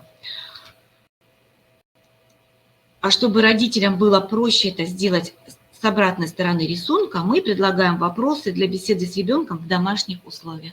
Например, кто изображен на рисунке, какое настроение у лисички, как ты догадался, что лисичка грустная, что с ней произошло, как можно помочь лисичке. Ну и в завершении своего выступления мне хотелось бы перефразировать слегка фразу Оскара Уальда и сказать: будьте самими собой и помогайте детям оставаться тоже самими собой, потому что все остальные места уже заняты. Благодарю вас за внимание. Всего доброго.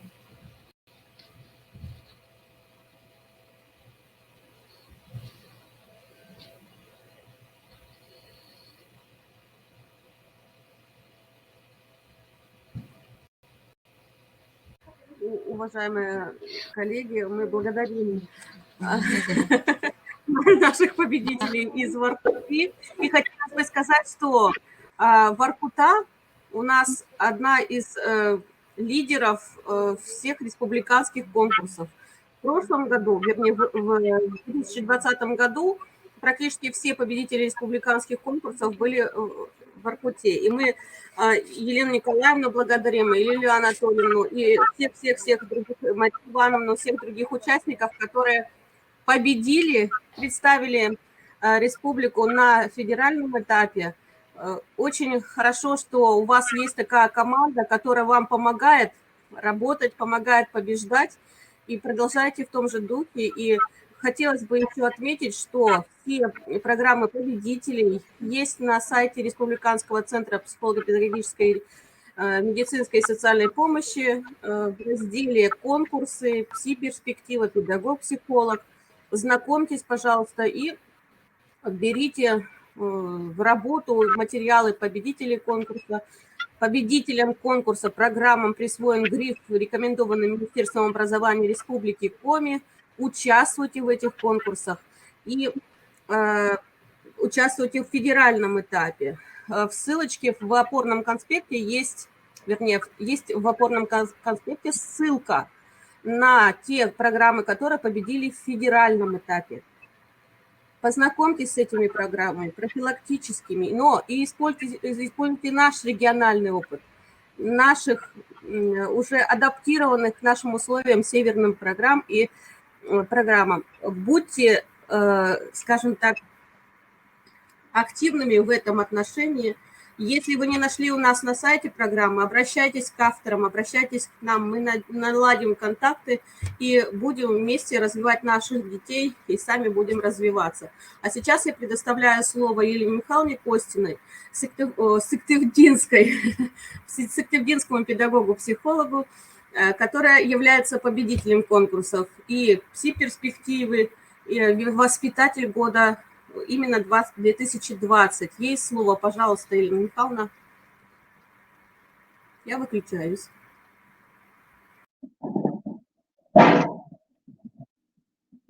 Добрый день. Меня слышно? Видно? Ага. Так. Можно? Угу. Слышно и видно. Добрый день, уважаемые коллеги. Очень рада всех видеть, слышать, что отвечают. Меня зовут Костина Екатерина Михайловна. Я победитель республиканского конкурса, республиканского этапа всероссийского конкурса «Воспитатель года 2020». И Так как я победитель, в феврале месяце мне предстоит участвовать в российском конкурсе, который пройдет в Перми, и я буду представлять нашу республику. Конкурс этот «Воспитатель года» очень престижный, я уже не первый раз участвую. В 2013 году я была призером, заняла 3-е место. В 2015 году я участвовала в конкурсе «Педагог-психолог» 2015 и заняла 2-е место. Ну и вот такой большой конкурс в 2020 году, и он прошел для меня очень успешно и результативно. В этом конкурсе могут участвовать не только воспитатели, педагоги, психологи, занимали неоднократно. Добрый день. У вас, видимо, проблемы с интернетом. Попробуйте выйти без видео, только звук. Ага. Все теперь, да? Возможно, скорость интернета низкая. Попробуйте нажать только на значок микрофона, чтобы выйти без видео. Тогда. Теперь слышно только, да? Хорошо слышно? Сейчас хорошо слышно, да. Продолжайте. Ага. Ну, могут участвовать не только воспитатели, но и педагоги, психологи, логопеды, могут участвовать с нынешнего года старшие воспитатели. Конкурс проходит в 2 этапа. Первый этап идет заочный, где оцениваются членами жюри сайт персональный, оценивается сочинение, оценивается успешный проект и представление занятия, конспекта занятия. Второй этап – это очный этап, где мы представляли свой успешный проект в очном формате, проводили занятия с детьми, возраст детей мы выбирали, мы не знали, на каком возрасте будем проводить занятия.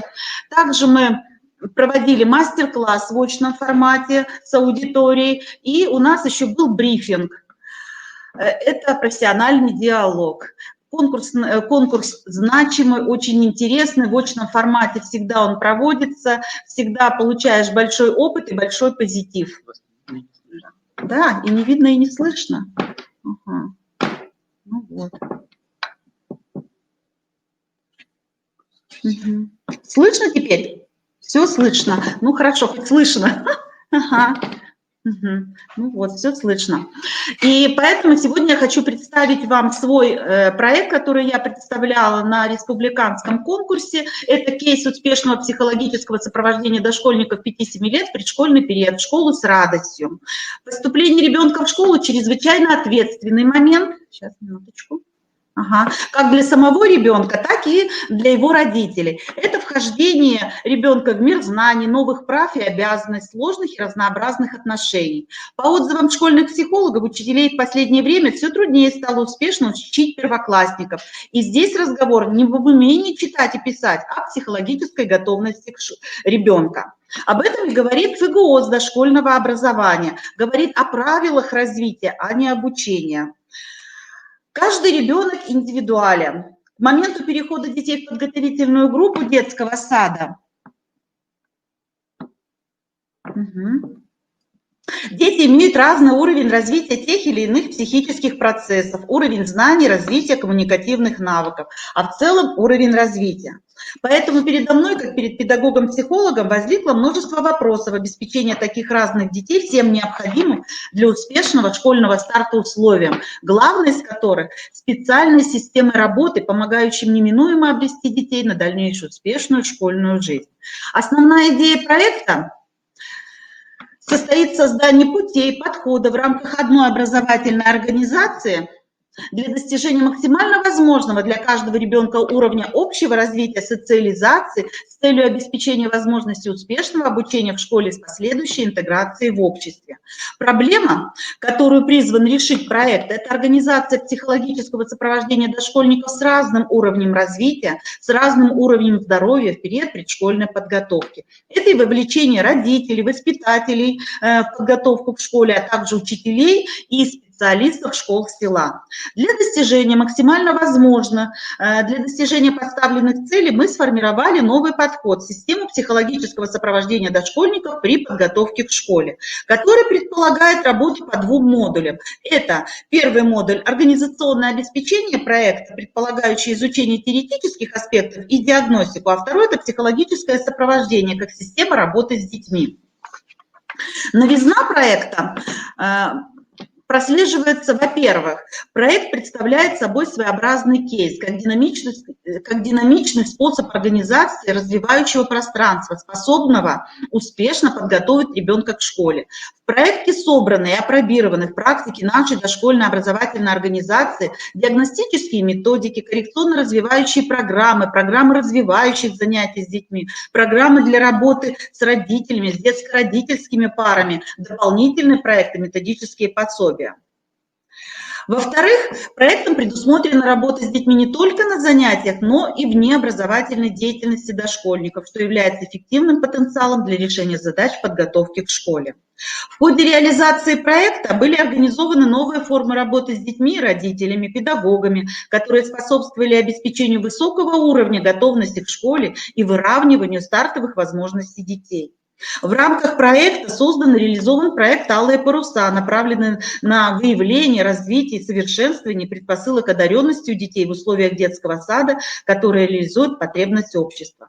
В ходе реализации проекта внедряются новые технологии, такие как решение кейс-ситуаций, составление ментальных карт, которые учат активно взаимодействовать со сверстниками, взрослыми, учат умению договариваться, учитывать интересы других детей, способность разрешать конфликтные ситуации, а это обеспечивает коммуникативную готовность в школе. Внедряются новые техники, методы, приемы. Создано методическое обеспечение проекта для воспитателей, родителей, способное обеспечить взаимодействие в работе по подготовке к школе и обеспечить передачу опыта специалистам других детских садов. Работая над проектом, мы изучили теоретические подходы к понятиям психологическая готовность в школе, подходы к подготовке в школе детей с особыми образовательными потребностями, подходы к проблеме одаренности. Проект подразумевает психологическое сопровождение детей с разным уровнем образовательных потребностей, следовательно, диагностика носит дифференцированный характер.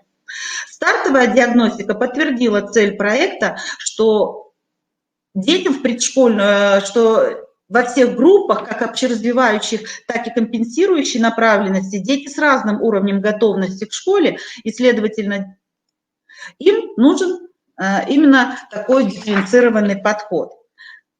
Поэтому была составлена модель психологического сопровождения детей в предшкольный период 5-7 лет, где можно увидеть, что согласно представленной модели ведется групповая, подгрупповая индивидуальная работа с детьми, посещающими группы компенсирующей направленности, и групповая, подгрупповая работа с детьми, посещающими группы общеразвивающие направленности. Работа с детьми ведется в интеллектуальном, эмоционально-волевом, творческом и коммуникативном направлении.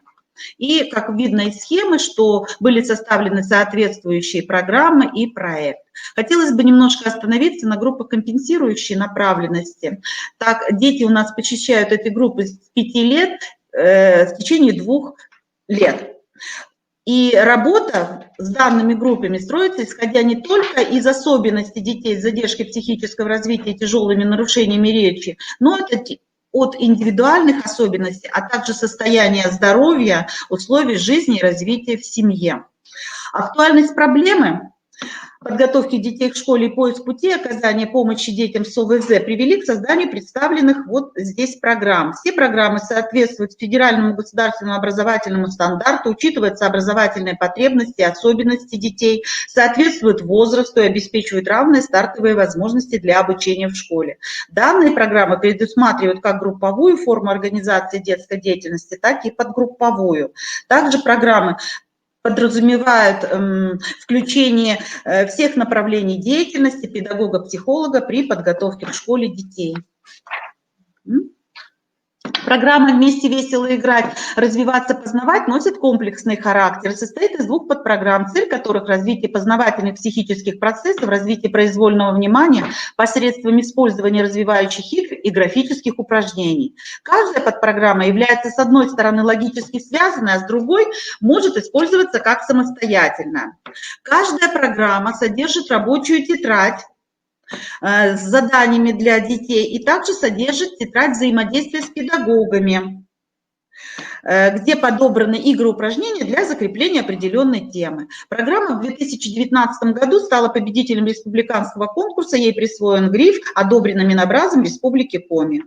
Необходимость продолжения работы, обусловленная особенностью развития детей с ЗПР и ТНР, привели к созданию программы «Скоро в школу». Она, с одной стороны, является продолжением предыдущей, а с другой стороны, может выступать как самостоятельная, которая создает условия для развития психических функций, личностно-волевых качеств.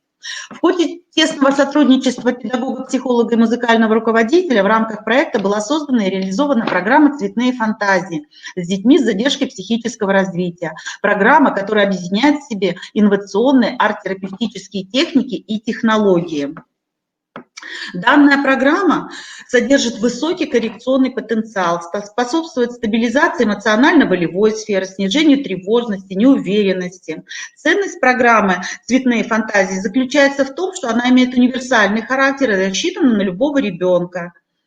Разница заключается только в качестве достигаемого результата. С опытом реализации данной программы были ознакомлены воспитатели и специалисты района. Данная программа стала частью общего проекта ДАУ, который в 2019 году стал победителем муниципального конкурса. Развивающая работа с детьми 6-7 лет в группах общеразвивающей направленности носит различный характер и ориентирована на овладение детьми коммуникативными навыками, развитие и совершенствование психических процессов. Новой групповой формой работы с детьми стала зарядка для ума. Это комплекс развивающих заданий и упражнений с целью разминки, развития и совершенствования интеллектуальной сферы. В помощь родителям и воспитателям было создано методическое пособие. В пособии предлагаются задания на развитие логического мышления, как вербального, так и речевого, в рамках подготовки к обучению в школе. В связи с требованиями ФГОС дошкольного образования была создана и реализуется программа «Дорога к дружбе» по формированию толерантности как качеств личности у детей 6-7 лет. В программе реализуется технология тренинга как метод активного обучения, кейс-технология, используется метод ситуационного анализа. Это кейс-рисунок, детский рисунок, который мы используем для рассмотрения проблемной ситуации. Для воспитателей и специалистов детских садов, которые внедряют кейс-технологии, а именно ситуационный анализ, создано пособие с кейс-ситуациями, как из личных наблюдений, так и смоделированных для работы с детьми, родителями и педагогами. Ценность пособия в том, что авторами рисунков являются дети 6-7 лет, которые участвовали в реализации данного проекта. Программа коррекционно-развивающей работы «Дорога в страну знаний» направлена на разрешение ряда проблем, возникающих при обучении и воспитании детей дошкольного возраста, показавших на начало учебного года слабый уровень готовности к школе. Данная программа носит развивающий характер. Занятия носят форму тренинга, в который входят игры, упражнения, предполагает развитие всех компонентов психологической готовности к школе. При этом дети сами выбирают то или иное игровое упражнение. Работа с одаренными дошкольниками. Работа с одаренными дошкольниками с позиции реализации ФГОС дошкольного образования – одно из направлений индивидуализации дошкольного образования. Все это легло в основу проекта «Алые паруса».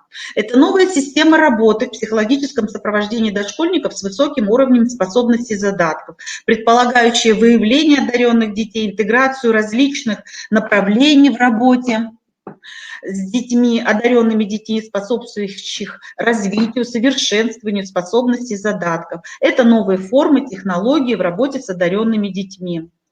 Программа академической направленности «Умники и умницы» предполагает участие детей в тренинговых занятиях, направленных на развитие интеллектуальных способностей, а программа групповых занятий «Знатоки луга» предполагает работу в режимных моментах и обязательно проведение занятий на природе. А составленная совместно с детьми ментальная карта как нельзя лучше способствовала развитию, совершенствованию творческих способностей детей, развитию мышления, коммуникативных навыков, освоению эффективного способа запоминания. Ежегодно в районе, а в республике один раз в 2 года проходит очный конкурс «Юные друзья природы». И к этому конкурсу дети готовятся индивидуально. Дети, участвующие в реализации данной индивидуальной программы, занимали первые места по системе ЛУК разного уровня. Для развития одаренности в рамках реализации проекта создана программа индивидуальной работы, продуктом которой стали видеоуроки в мастерской Уна Рема Мовпи «Цветные фантазии». Программа работы с ребенком, владеющим коми-языком, с целью развития и совершенствования его языковых способностей, развития и совершенствования его артистических способностей через совместное владение детской передачи, ведение детской передачи. Видеоуроки предусматривают изучение коми-слов и выражений в ходе изготовления поделок из синельной проволоки. Видеоуроки можно посмотреть на моем персональном сайте в разделе «Родителям». Обязательной составляющей проекта «В школу с радостью» является взаимодействие с семьями воспитанников. Система психологического сопровождения семьи в предшкольный период представляет собой несколько этапов, где определены формы работы с родителями. Приоритет отдается нетрадиционным формам, как групповой, так и подгрупповой работе, формам активного взаимодействия родителей с ребенком. Одним из заданий клуба будущего первоклассника является это тренинговые занятия, и здесь одним из заданий является решение кейс-ситуаций. А на протяжении всего занятия родители и дети знакомятся с содержимым кейс-рюкзачка, который является методическим пособием для педагогов детского сада и для родителей.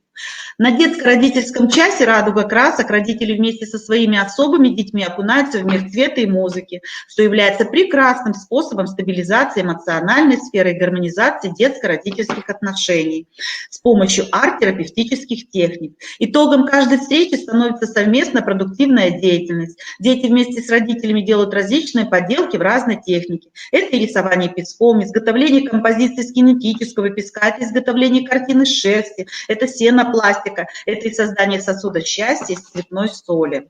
Для предупреждения возможных трудностей и адаптации детей в школе в рамках проекта предусмотрено взаимодействие с воспитателями, специалистами дошкольного учреждения, психологами школ села, учителями начальных классов. Проведен ряд мероприятий.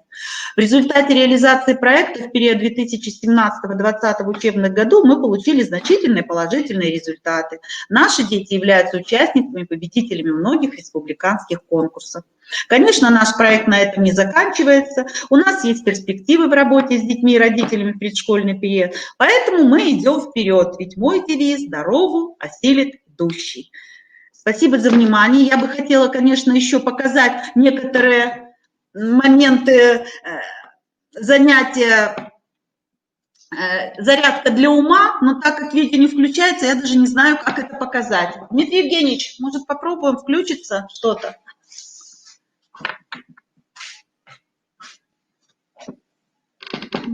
Сейчас мы попробуем, вдруг получится. О, что-то видно.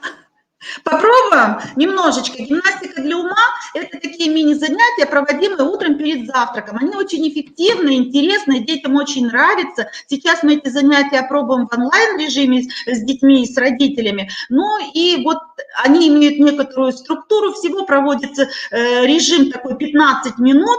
И первое упражнение, которое мы используем в этой гимнастике зарядки для ума, это кинезиологические упражнения.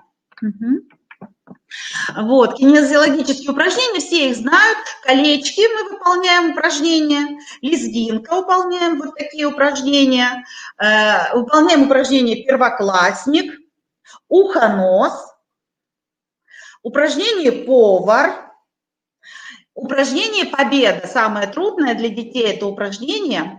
И когда вот все дети освоят данное упражнение, мы проводим их под музыку. Поэтому я буду выполнять, музыка будет включена, попробуем выполнить все вместе. Колечки.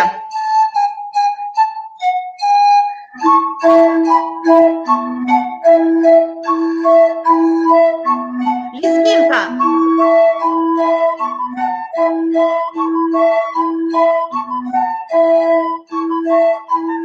Первоклассник.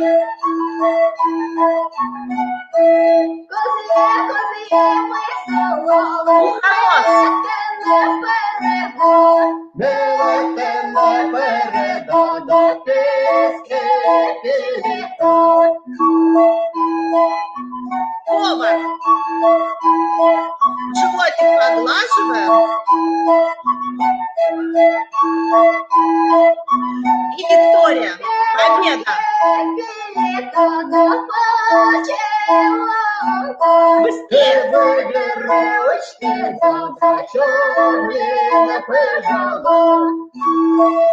Вот такое замечательное упражнение под музыку, конечно, детям выполняется гораздо интереснее. Ну и еще одно упражнение я приготовила, вот такие черные ящики. Мы каждый раз выполняем это задание, оно называется, так и называется, черный ящик. А в этом черном ящике спрятан предмет. Детям загадывается загадка, а дети его отгадывают и могут на примере его попробовать. Например, так, сейчас я посмотрю. Ага. Что с земли поднять легко, трудно кинуть далеко. Что же это?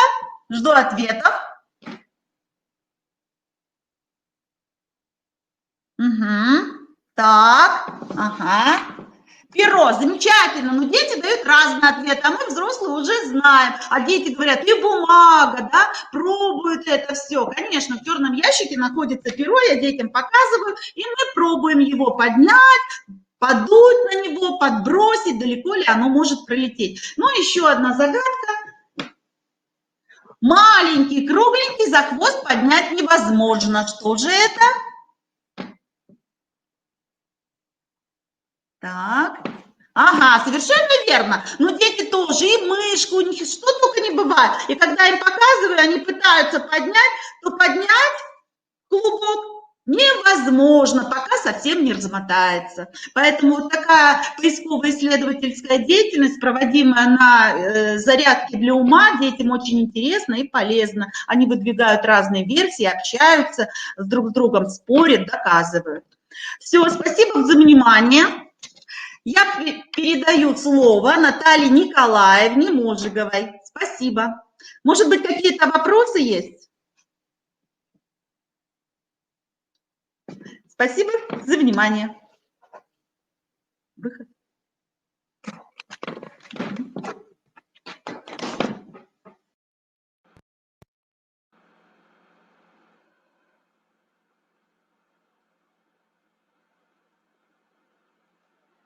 Добрый день, уважаемые коллеги. Мое выступление посвящено психологической адаптации учащихся первых и пятых классов, занятиям по профилактике школьной дезадаптации учащихся и влиянию качественной адаптации на успеваемость ученика. Меня видно и слышно?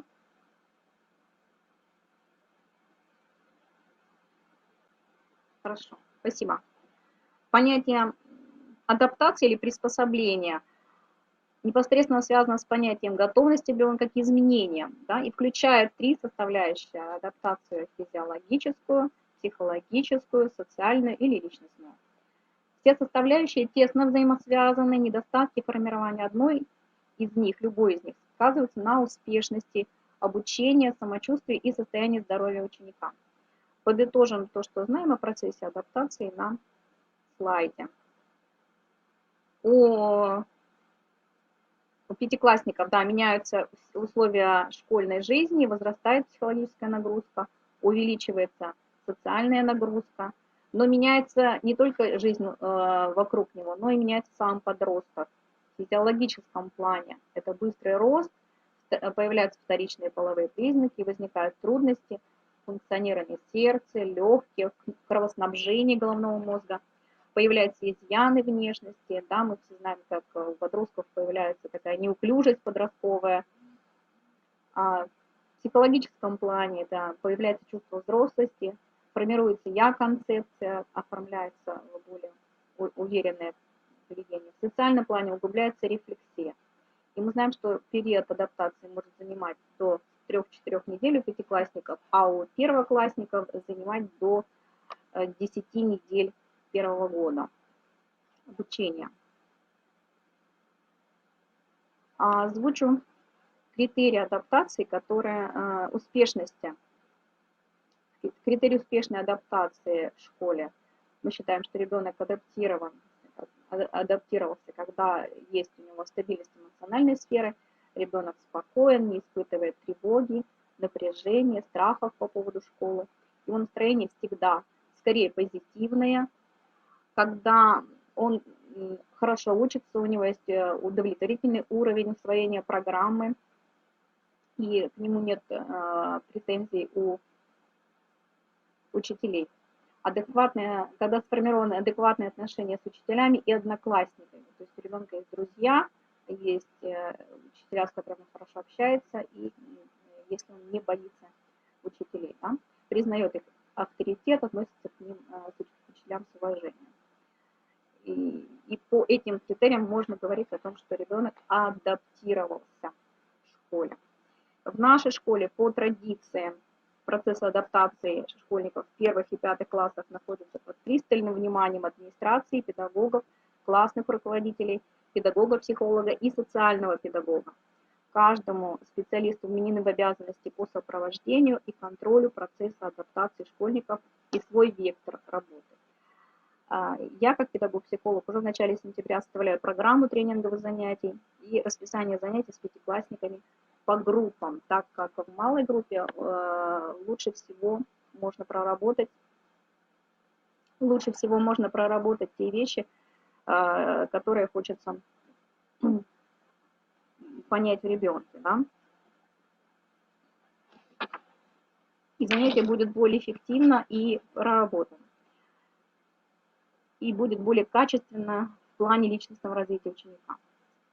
Класс делится на 2 группы и участвует в 3-4 занятиях по 1 занятию в неделю.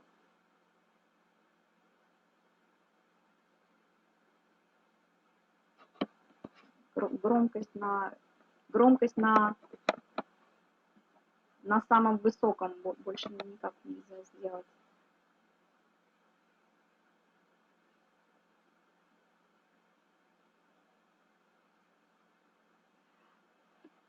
В первых классах школы процесс адаптации имеет свои четкие границы и, конечно, зарегламентирован приказами о ступенчатой адаптации ребенка к обучению в начальной школе.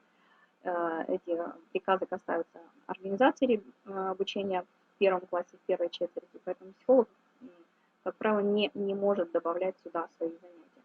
И он специальных занятий не проводит. Но диагностирует первоклассников в октябре месяце, в конце первого месяца обучения, в ходе специальных диагностических занятий по 1/3 класса. Потому что классы у нас большие, классов у нас очень много, и приходится делать это все весь октябрь. И также в малой группе по 10-8 человек, так удобнее и точнее можно разглядеть психологические особенности ребенка, больше наблюдать поведение конкретного ребенка. И параллельно учителя первых классов также оценивают степень адаптации подопечных для уточнения результатов психологического исследования и наблюдения педагогов. Обобщаются в карте наблюдения процесса адаптации. Она, к сожалению, не получилось ее показать на слайде. Недостаточная физиологическая адаптация первоклассников к новой для ребенка деятельности будет, естественно, провоцировать низкую умственную работоспособность, частые соматические заболевания, нежелание ходить в школу, обострение хронических заболеваний, повышается чувство усталости после уроков, и иногда даже возникает необходимость дневного сна. Это низкая психологическая адаптация будет выражаться и в нежелании заниматься новыми, трудными для ребенка занятиями, допустим, письмом, математикой, в негативном эмоциональном фоне во время пребывания в школе, в возможных нервных срывах или частом плаче, что мы на первых неделях и месяцах очень часто в первых классах наблюдаем. Очень много стычек, конфликтов, драк, когда дети только приспосабливаются друг к другу. И достаточно социальная адаптация часто выражается и в конфликтах с одноклассниками, в неумении взаимодействовать с педагогом и подчиняться школьным правилам, нередко агрессивных действиях по отношению к одноклассникам. Таким образом, низкая адаптация ребенка к обучению в школе прежде всего будет усложнять процесс обучения и снижать успешность усвоения знаний, так как все существо ребенка будет нацелено на привыкание к новым, непривычным для него обстоятельствам. Об успешной адаптации можно судить по тому, как ребенок усваивает программные знания, по позитивному эмоциональному фону и здоровых отношениях с учителем. По наблюдениям педагогов и психологов при переходе из начальной школы в среднюю,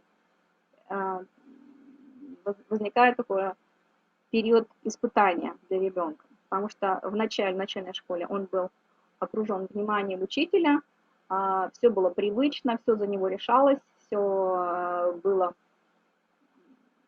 организовано так, чтобы просто шел процесс обучения. А в 5 классе ребенок сталкивается с ситуацией, когда он сам должен тоже постараться учиться, тоже постараться налаживать новые отношения с учителями, которые не всегда, может быть, заинтересованы в том, чтобы ребенок был ближе и понял то, что рассказывают.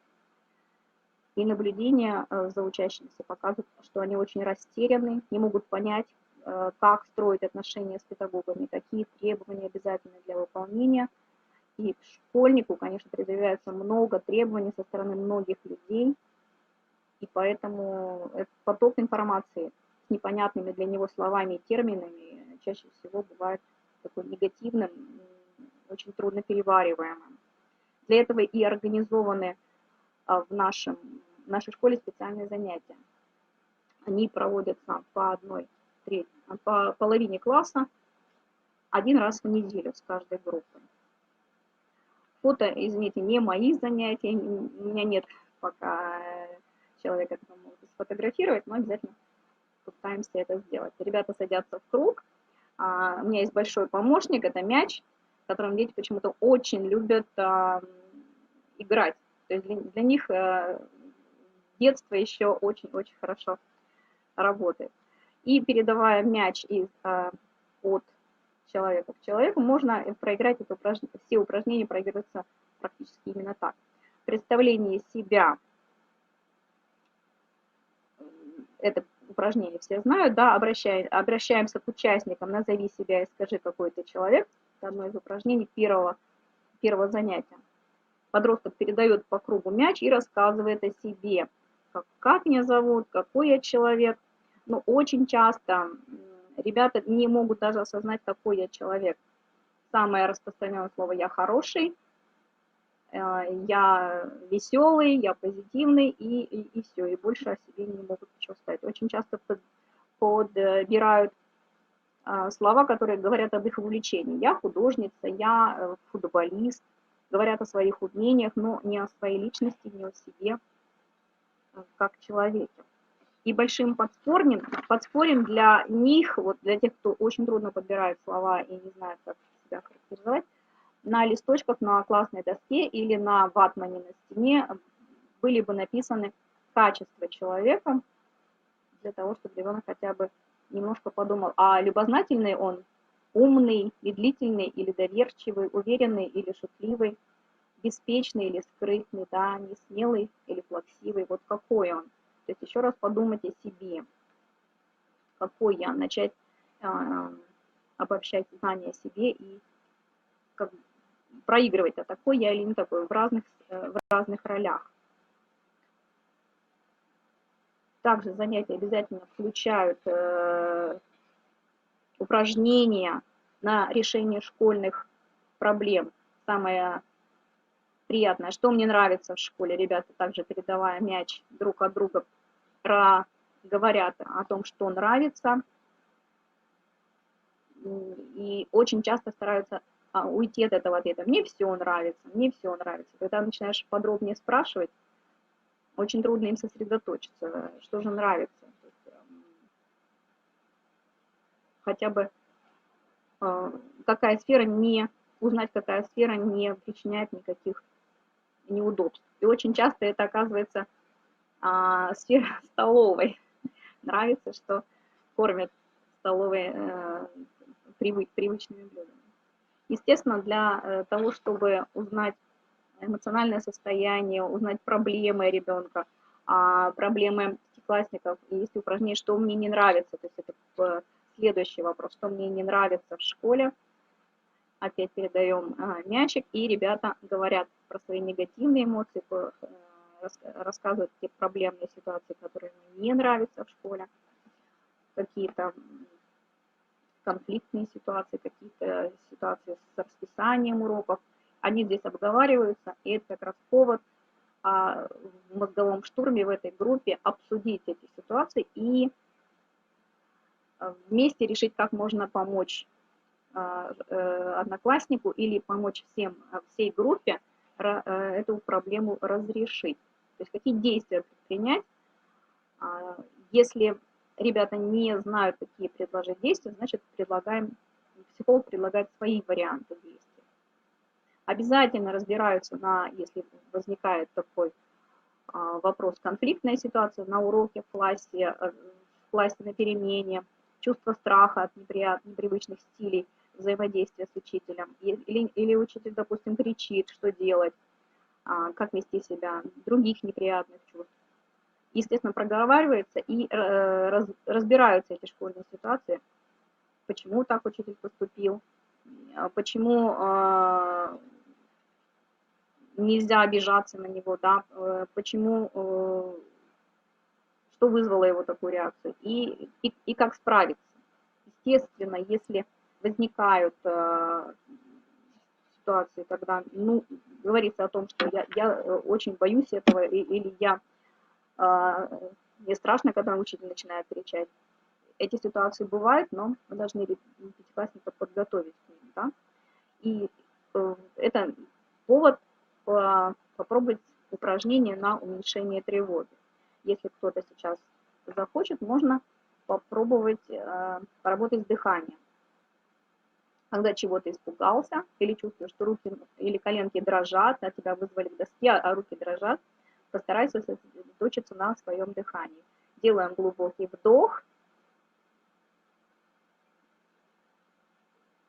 заглатываем как можно больше воздуха, получается шар внутри себя. Задерживаем дыхание. Коллеги, если кто-то хочет попробовать, да. Задерживаем дыхание на счет 1, 2, 3, 4, 5 и медленно, спокойно выдыхаем, как будто в трубочку, пока весь воздух из легких не кончится.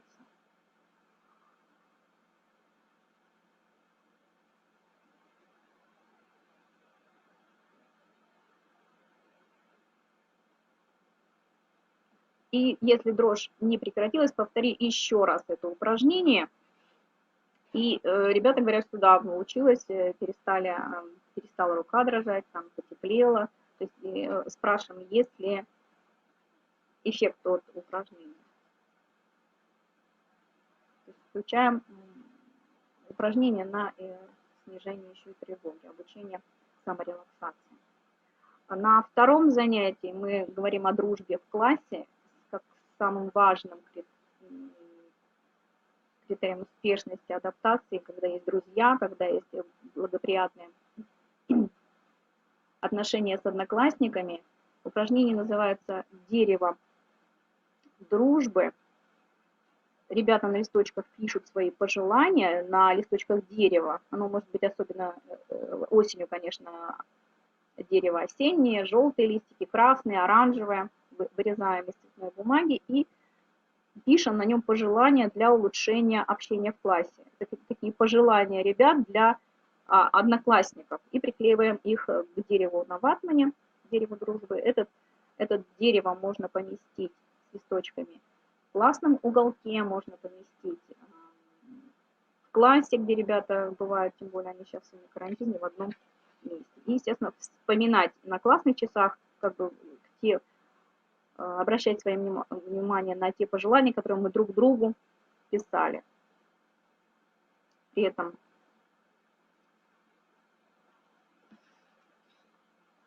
мы много, да, психолог при этом говорит, мы очень много говорили о том, как нам живется в школе, что поможет нам с радостью чувствовать себя в классе. Давайте попробуем сейчас вырастить дерево дружбы в классе. А для этого написать на листочках свои пожелания. Естественно, с тем посылом, что это дерево поможет сохранять дружбу.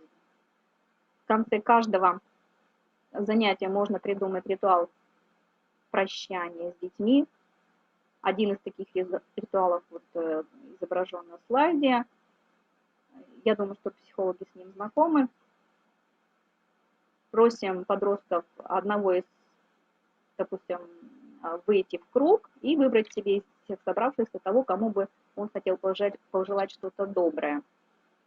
Первый выставляет кулак с оттопыренным большим пальцем в центре круга и говорит выбранному доброе пожелание, который выбирает следующего и далее ему произносит свои пожелания на том, как они хотели бы жить в классе. При этом вкладывает свой большой палец первому в кулак, и получается такой круг одноклассников. В центре круга появляется кольцо из кулачков.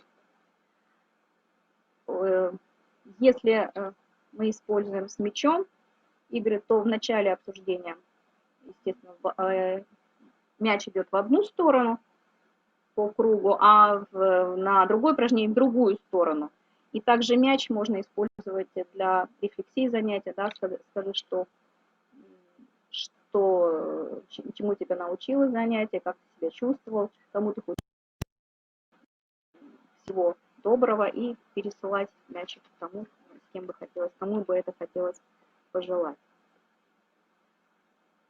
Обязательно, естественно, включаются упражнения и игры, способствующие сплочению группы, решению трудных возникших проблем, мозговые штурмы и разминки. Дети очень любят разминку. Встаньте и поменяйтесь местами. Те, кто сначала играет психолог, потом может играть ребенок, и те, кто, допустим, не выполнили условия, становятся ведущими. Упражнение очень нравится, и ребята его продолжают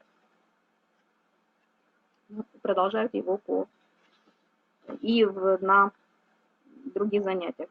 В конце занятия, на 4-м занятии мы делаем диагностику. Это одни из упражнений, одни из тестов первого класса, предлагаемых к 1-му классу для диагностики адаптации. Они стандартные, все узнали. И в 5 классе для диагностики адаптации в конце занятий мы используем тесты Филлипса, тесты Ускановой, лесенку самооценки, эмоциональное отношение к классному руководителю, социометрию обязательно. И все результаты диагностики потом озвучиваем на родительских собраниях, общие по классу. Каждому родителю даем маленький листочек с индивидуальными результатами, как бы небольшая справочка по ребенку, по тем качествам, которые исследовались, и рекомендациям по воспитанию и развитию ребенка. Естественно, по результатам исследования также выделяются учащиеся группы риска неблагоприятной адаптации, и эти занятия уже продолжаются только с ребятами из группы риска. Так вот, у меня все по теме, я первый раз выступаю, не судите строго. Есть ли у вас, коллеги, вопросы?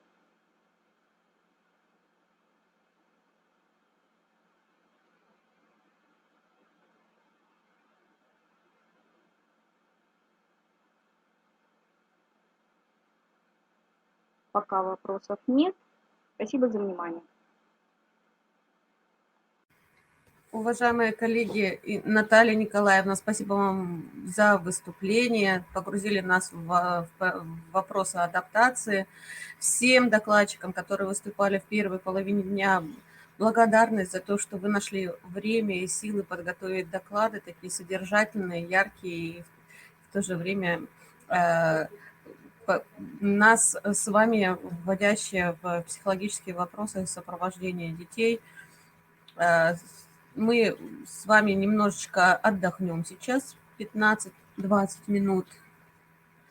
В 12:30 мы начнем по программе нашей работы дальше. И познакомимся с педагогами и психологами, специалистами детских домов и государственных профессиональных образовательных организаций, которые, опять же, мы продолжим забираться по ступенькам в нашем образовании, и как же проходит адаптация в этих образовательных организациях, вновь прибывших воспитанников или тех, кто поступил в профессиональные организации. Как там обстоят дела, мы узнаем после перерыва. Возвращайтесь к нам.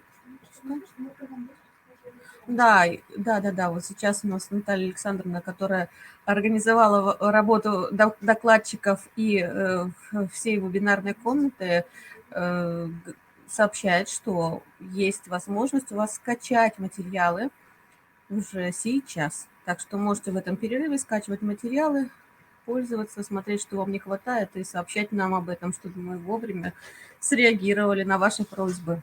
Вопросы задавайте в чате или в вкладочке «Вопросы». Будем отвечать вам лично или в таком вот общении в вебинарной комнате. До связи. 12:30. Они видят сами себя, нас не видят. Все отлично. Все. А звук? Звук. Я уже на секунду. Вы готовы? Вы нас видите? Помашите. Мы настроены. Нас не слышат, Максим.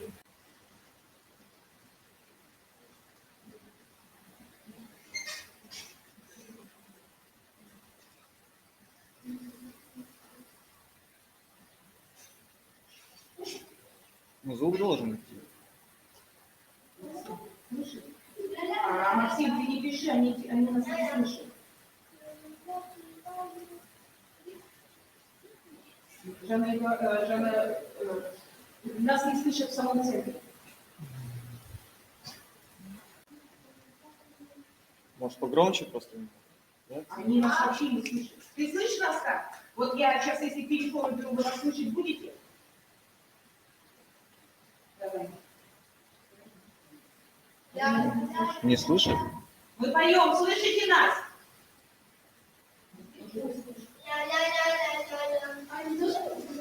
Миша, вы же слышите?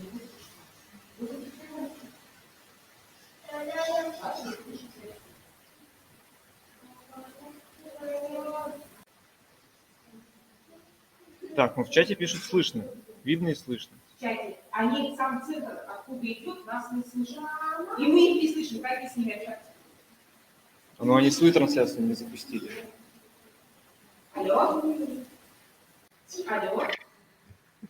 Уважаемые коллеги, все видно, слышно. Мы готовы вас сейчас смотреть, слушать, видеть и посмотрим, чем живет детский дом имени Александра и Католикова. Так что эксперименты наши со звуком и видео удались. Теперь мы с вами на связи. Слушаем вас. Вам слово, Наталья Алимовна. Здравствуйте, уважаемые коллеги. Приветствует вас детский дом имени Александра Александровича Католикова. Мы все очень рады, что сегодня собрались. Все в позитивном настроении, великолепная погода. И мы сегодня с вами собрались, чтобы поделиться нашим практическим опытом. Я понимаю, что все вы являетесь профессионалами своего дела, но, да, как говорил один мудрец, век живи, век учись. Совершенно верно. Да? И вы, наверное, абсолютно правы. Сегодня мы с вами коснемся очень важного вопроса, да, который интересует всех. Это вопрос приема снятия напряжения вновь прибывших воспитанников детского дома. Вообще ни для кого не секрет, что попадая в детский дом, да, ребенок испытывает определенный эмоциональный стресс. Да? У него встает, ну, каким-то образом, можно сказать, вынужденная адаптация к довольно-таки сложным условиям, да, с довольно длительной перспективой. И вот для того, чтобы понять, да, что нужно делать, за какие механизмы и какими механизмами нужно управлять, сегодня посвящено наше практическое занятие. Что является самым важным? Да? Самое важное, наверное, это понять состояние ребенка. Понять не именно его просто, да, какую-то вынужденную ситуацию, а именно понять состояние. Что сейчас испытывает ребенок? Важно проанализировать ситуацию со всеми исходящими событиями. Все в основном проблемы, которые мы с вами испытываем, они у нас идут из головы. Да? Все, что с нами происходит, оно идет из головы. Мы можем 1000 раз, да, проделывать определенные упражнения, я и на своем опыте проделывала упражнения, но Если это состояние не убрать с головы, то есть эмоциональный стресс в любом случае так или иначе остается. Давайте мы с вами вот сейчас даже проэкспериментируем на себе. Да? Вот вспомните, пожалуйста, любую жизненную ситуацию, да? То есть даже давайте не ситуацию, а травму. Да? Травма, которая у вас была определенное количество времени, то есть может быть не свежую травму, а уже прошло определенное количество времени в вашей жизни. Также вспомните ваш жизненный опыт, который вы пережили и который вы уже завершили. Вспомните. Вспомните те чувства, которые с вами происходили. Что вы делали? Вспомните, что помогло вам пережить эти чувства. То есть выбраться из этого состояния. Осмыслите те ресурсы, которыми вы воспользовались в тот или иной момент. А теперь вернемся, давайте, к вашему видео. Подумайте, пожалуйста, и скажите, есть ли у них эти ресурсы? Есть ли тот жизненный опыт, который есть у вас? Есть ли постоянно находящиеся близкие люди? Есть ли может быть, то пространство, которое ребенок постоянно может уединяться? Да, на 100% мы сейчас с вами можем ответить, что вот этих всех составляющих у этих детей. Мы с вами ходим в школу, мы учимся, мы получаем знания, но нас никто никогда не учил, что нужно делать в стрессовых ситуациях. Как приобрести то уверенное мышление, да, в нестандартной ситуации. Очень хорошо, да, и на своем, наверное, практическом опыте я хотела бы отметить очень хорошо, что если мы умеем с вами проводить корректировку жизненных ситуаций через определенные, может быть, положительные впечатления, работу с эмоциями, да, это тоже имеет очень большое значение. Часто очень, да, вредят нам, да, действительно вредят погружать какие-то определенные негативные мысли. В этом случае мы начинаем работать с жизненными ситуациями. Вот давайте возьмем элементарную жизненную ситуацию, дальше, вот, допустим, мы с ребятами, да, у человека стресс, у человека эмоциональные переживания. Мы берем с вами ситуацию. Вот представьте себе, вы пришли в банк, вы всю жизнь копили, да, у вас есть определенная сумма денег, которую вы положили в банк. И в какой-то определенный момент вы пришли в банк, взяли эту сумму денег, вышли на улицу и начали эти деньги раскидывать. Просто-напросто, да? Направо и налево вы раскидываете эти деньги. При этом мы очень часто, да, анализируем, я их вывожу на мысль о том, что деньги – это те же самые, или та же самая внутренняя энергия, которая есть у человека. В жизни действительно бывают ситуации, когда мы сталкиваемся с определенными проблемами, да, лицом к лицу. И здесь нам необходимо именно находить те ресурсы, которые нам помогут. Ну, в конце концов, да, если мы берем наших ребят, мы можем привести такой пример. Если у нас, да, потекла крыша, мы, слава богу, да, у нас есть какие-то определенные сбережения, мы можем взять эти сбережения и починить эту крышу. То есть, да, здесь у нас соизмеримо с нашей внутренней энергией, материальная и внутренняя. Сейчас мы с вами предложим вашему вниманию некоторые упражнения, которые будут направлены, да, в процессе уже непосредственного упражнения, мы с вами проанализируем, да, на что они будут направлены, но первое упражнение будет направлено именно на коммуникацию, на вхождение ребенка в коллектив и на умение взаимодействовать. Чем хорошо это упражнение? Да, упражнение будет называться «Мыльные пузыри». Мы работаем в основном, да, совместно с нашим замечательным педагогом дополнительного образования Верой Ильжаной Эдуардовной. Да, то есть у нас, вы сейчас напрямую можете увидеть, у нас здесь есть недавно прибывший ребенок. Да, то есть и мы заодно понаблюдаем со стороны, и вы со стороны можете наблюдать, как происходит коммуникация и как происходит взаимодействие. Здесь у нас ребята Здесь у нас Жанна Эдуардовна. Жанна Эдуардовна, уважаемая, я вам предоставляю слово.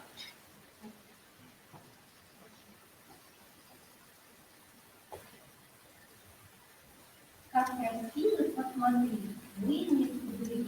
Стоит котику висят, солнышки блестят. Взяли краску кузовик и чудо кузовик. Мы люди настолько увлекательны своей красотой, что взрослые и дети с улыбкой наблюдают за этим удивительным творением человека. Даже известный вами писатель Марк Твен сказал, что мы люди самое восхитительное, самое прекрасное явление природы. Но мы сегодня будем запускать пузыри, многие рисовать. Итак, что мы будем делать? Пока покажем. Вот, посмотрите, пожалуйста. Вот нужно будет посмотреть. Там вода, здесь вот прям посуды и краски. Вот.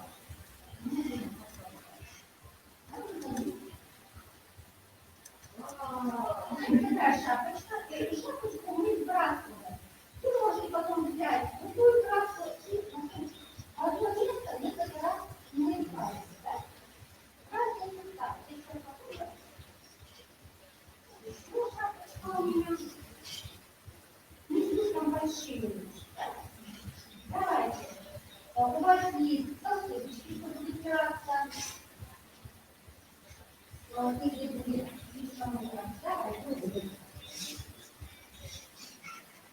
Так, первый зачастую название работаем вместе.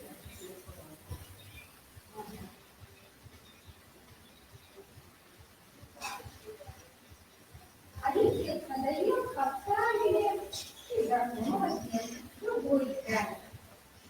А вы знаете, что интересно? Толщина мыльного пузыря 5-10 раз тоньше, чем толщина воздуха. Представляете? Знали об этом? А вот как вы думаете, а почему пузырь лопается? Кто-нибудь знает? Какой красивый пузырь вдруг лопается? Да, правильно. Не знаете? А потому что вода стекает вниз, там образуется капля. Сейчас это тонкая, и вылупается поэтому. Если хотите немного практиковали, отложите его, можно даже на пол, а можно на сторону.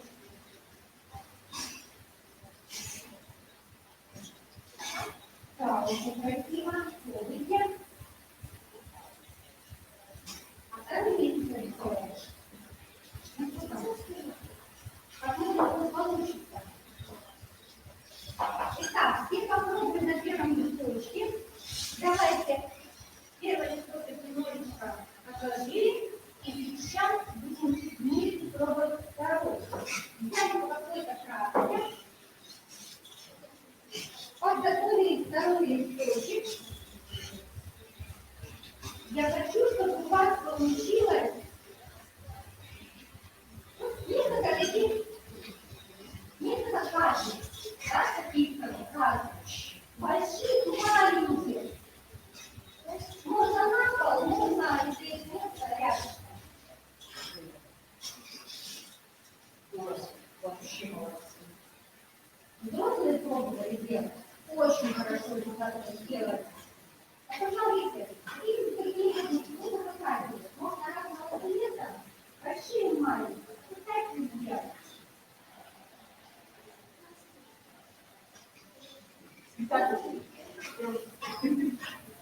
Итак, можно 3 капли, можно больше.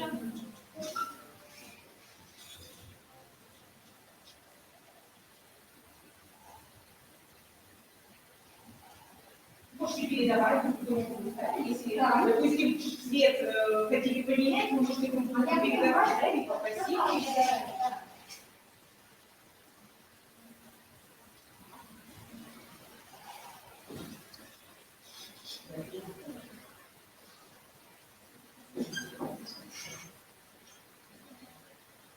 Так, вам реально руки, пожалуйста, делитесь,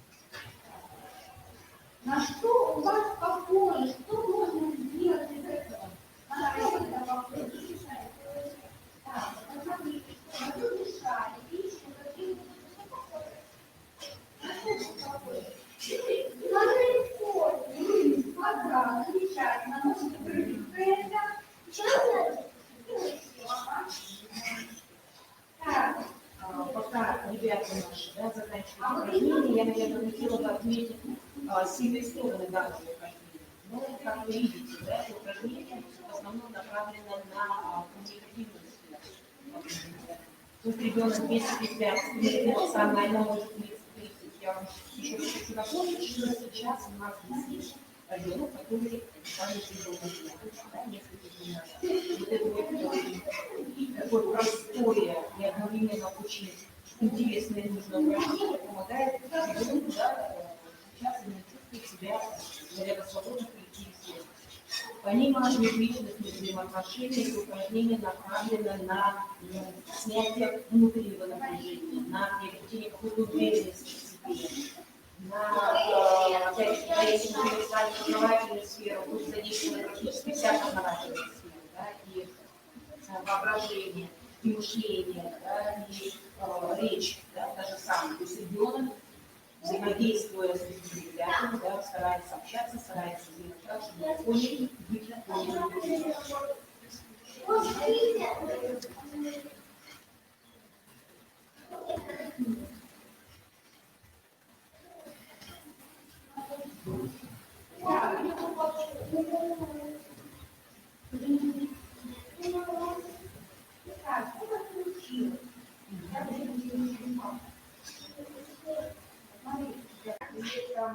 Данное упражнение, оно может, да, считаться как бы интегрированным. Психолог, да, такой неформальной обстановке может наблюдать за взаимодействием ребенка, отметить сильные слабые стороны, где-то подсказать, где-то подбодрить, где-то пути дальнейшего взаимодействия, работы с тем или иным ребенком.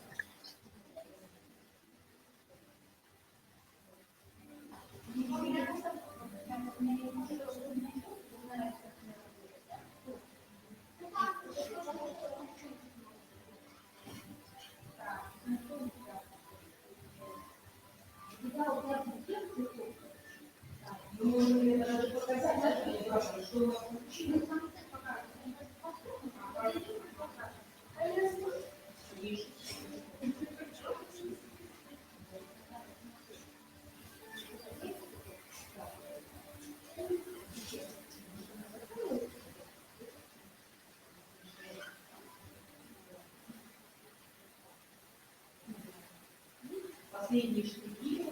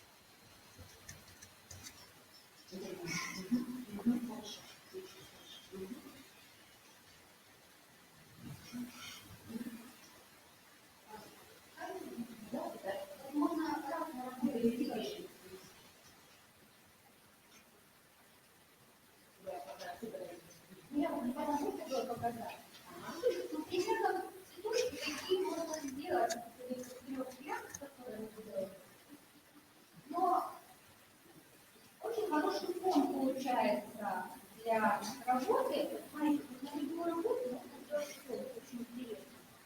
Такая работа. Этот фон просто такой прикольный. Какие-то элементы зарисованы. И получается очень необычные, нежные работы. Это вот работа наших детей.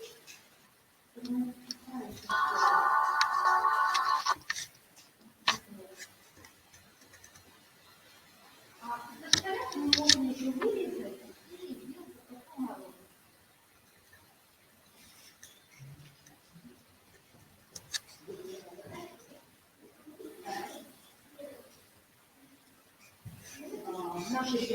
заканчивать, да, работу. Позвольте вашему вниманию представить, ну, наверное, еще очень одну интересную технику. Это прозрачный мольберт. Чем хорош этот прозрачный мольберт? Ну, наверное, время у нас ограничено, поэтому мы уже не будем, наверное, в практической части это показывать. Да? То есть ребенок ставится прозрачный мольберт. Это очень хорошо, это упражнение, когда есть тоже, опять-таки, вновь прибывшие ребята.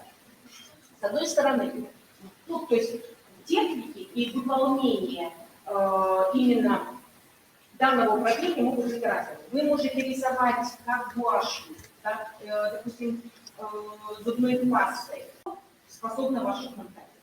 Можно рисовать пальцами, можно рисовать губкой, можно рисовать кисточкой, опять-таки, да, на что способна ваша фантазия.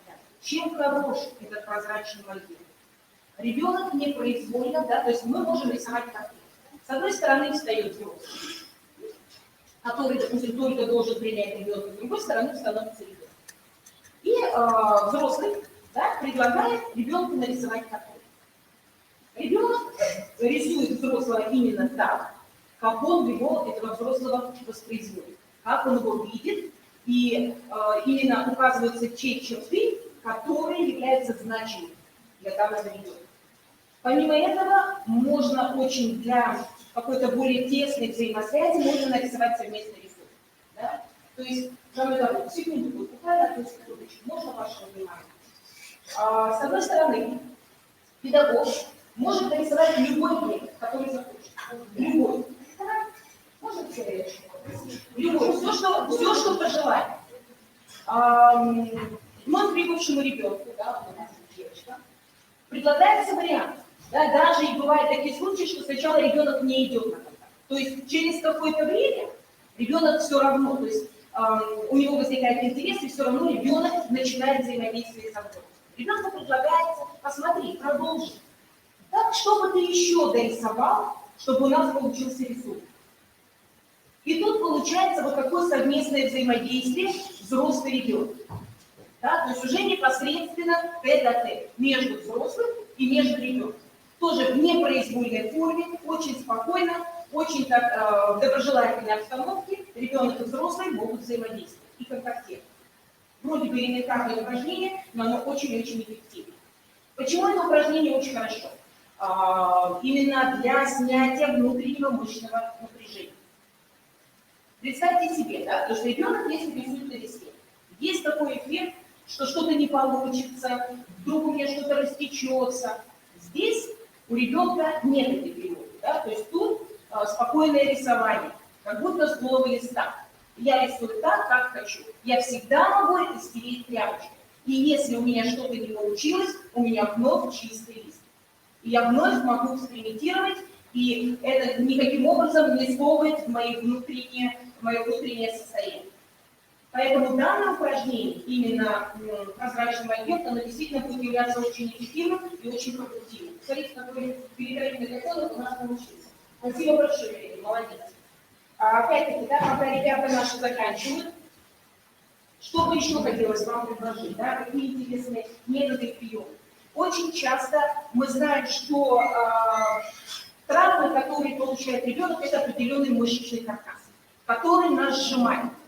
Мы даже взрослые очень часто сжимаемся и не можем полностью расслабиться. Вот этот зажим, в свою очередь, несет определенное мышечное напряжение и определенное мышечное напряжение несет, и определенную, наверное, скованность.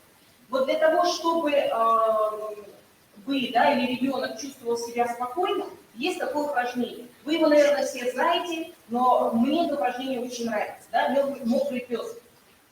То есть вы встаете, да, в спокойную, такую свободную стойку и начинаете вот, полностью расслаблять, допустим, сначала мышцы головы. Затем можно встать возле стены, расслабить, потрясти там ногой, да, потрясти рукой. Таким образом вы снимете с себя все зажимы.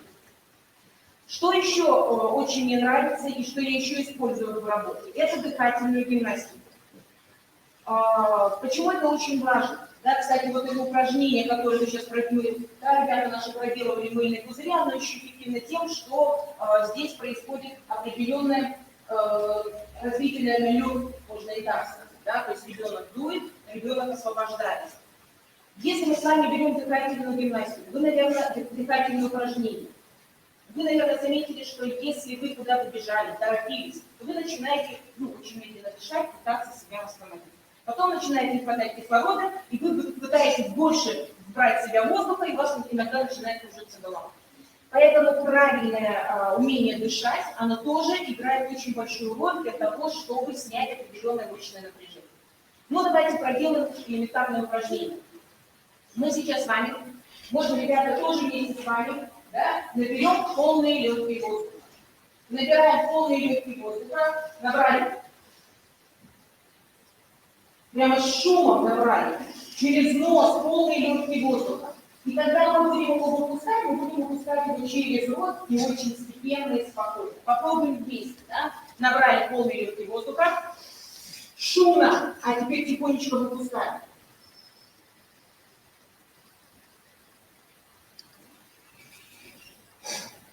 Что чувствуете? Да, расслабление, действительно. Это упражнение желательно делать хотя бы 2 раза в день. Да? То есть вы ребенку объясняете, что делать его лучше всего утром и вечером, для того, чтобы получить определенное, расслабление. На что еще, наверное, хотелось бы обратить ваше внимание, это на, помимо дыхательного упражнения.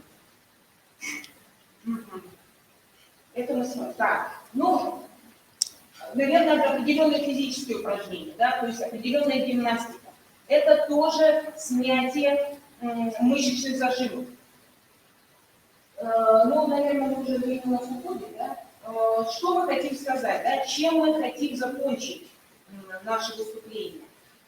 Мы сейчас сегодня, да, с вами проработали некоторые практические приемы нашего взаимодействия. Эти практические приемы мы очень часто применяем и знаем, да, что они действительно для нас являются эффективными. Вот именно слаженная, скоординированная совместная работа помогает ребенку адаптироваться, помогает привыкнуть, помогает безболезненно войти в ту среду, да, если мы берем ребенка-сироту, это среда детского дома, для того, чтобы в дальнейшем чувствовать себя, наверное, частью команды или частью, как мы ее называем, семьи.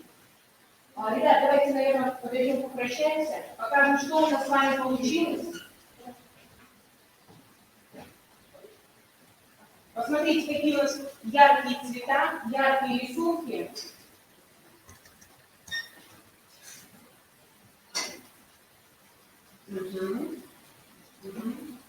Ну что, сразу молодцы.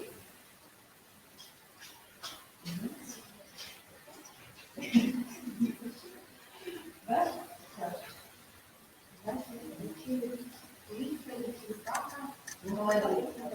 Ну что, давайте, наверное, попрощаемся, помашем рукой, скажем всем до свидания. Большое спасибо.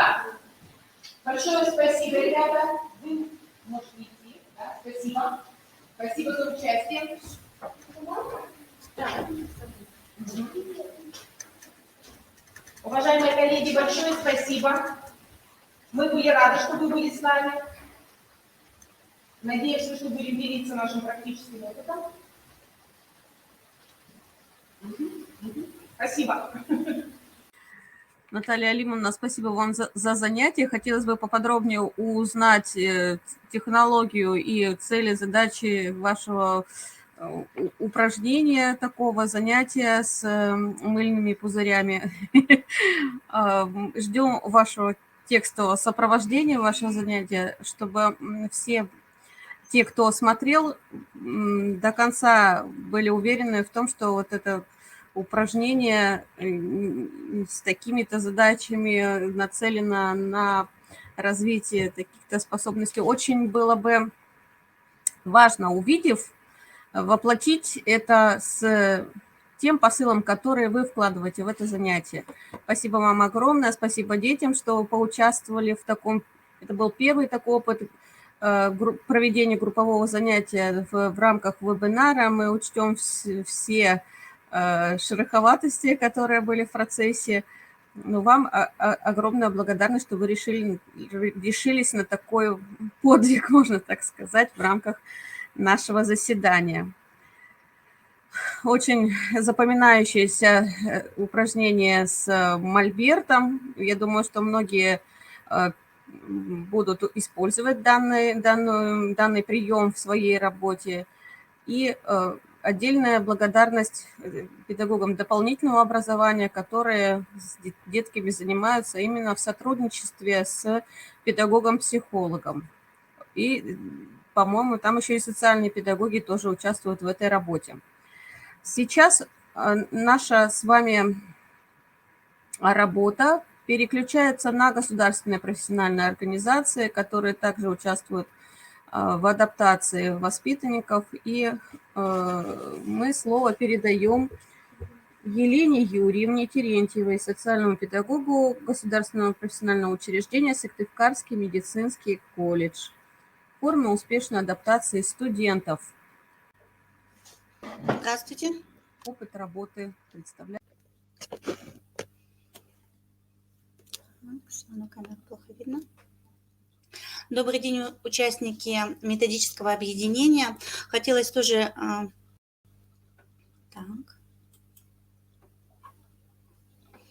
Хотела спросить нашу презентацию.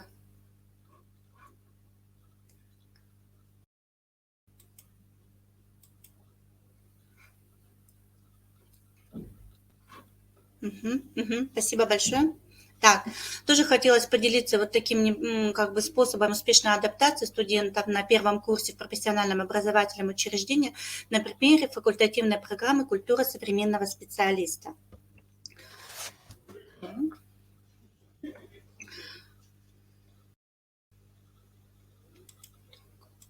Немножко заминка. Так.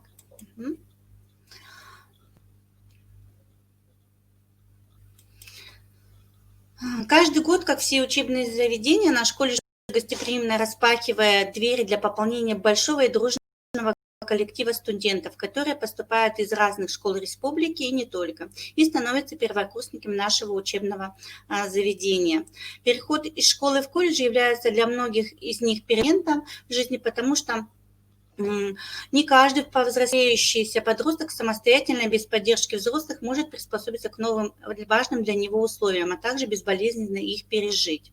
Ну, все вы знаете, да, что такое адаптация, да, это предпосылка активной деятельности, необходимое условие ее деятельности. В этом заключается положительное значение адаптации для успешного функционирования индивида в той или иной социальной роли. Под адаптационной способностью понимают способность человека приспосабливаться к различным требованиям среды без ощущения внутреннего дискомфорта и без конфликта со средой. А социализация студента в учебном заведении – это постепенный процесс формирования.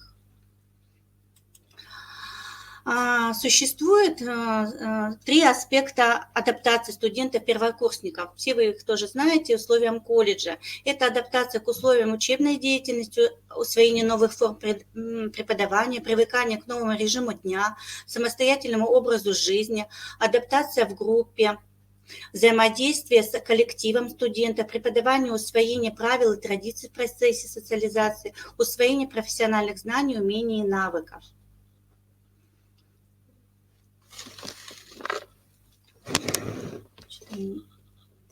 Так.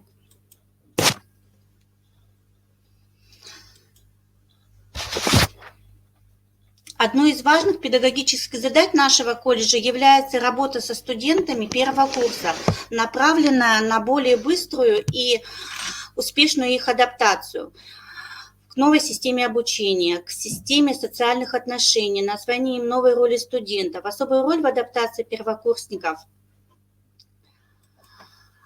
принадлежит руководителям, кураторам группы. И это не случайно, так как эти преподаватели являются ведущими к новым образовательным условиям колледжа. Они оказывают посильную помощь первокурсникам в трудных ситуациях первых дней пребывания, координируя их, организуя их деятельность, перемещение и воздействие на их мировоззрение и поведение.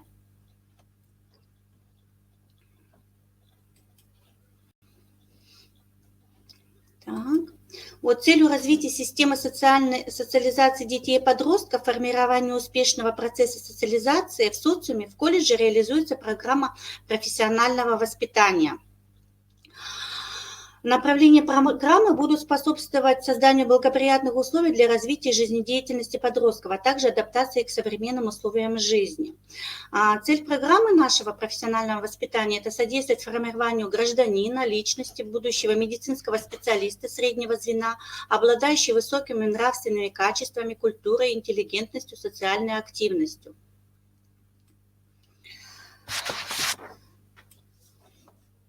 Так, следующий слайд. Так, минутку, очень что-то тормозит. Разработка программы основана на исследовании проблем, которые были выявлены у студентов во время тестирования на первом курсе. Это проблема недостаточного уровня социальной зрелости подростков, или проблема или ограниченности социального опыта. Сейчас обучающиеся психологически не готовы к самостоятельному решению вопросов, касающихся их будущего социального восстановления, и находятся в ситуации неопределенного жизненного выбора. Программа определяет содержание и основные пути совершенствования студентов. Они предполагают систему конкретных мероприятий, признанных обеспечить решение основные задачи в области воспитания студентов. Так. Программа профессионального воспитания направлена на на мониторинг познавательной деятельности обучающихся, мониторинг межличностных отношений в групповых коллективах, создание условий для саморегуляции, самопрезентации личности в научной, спортивной и творческой деятельности, взаимодействие, сотрудничество с родителями студентов. Вот. И хотелось немножко поговорить вот о нашей программе профессионального воспитания. Она как бы определяет направления, а эти направления определяют собой проекты и подпроекты. Вот у нас несколько направлений данной программы профессионального воспитания. Это управление карьерой.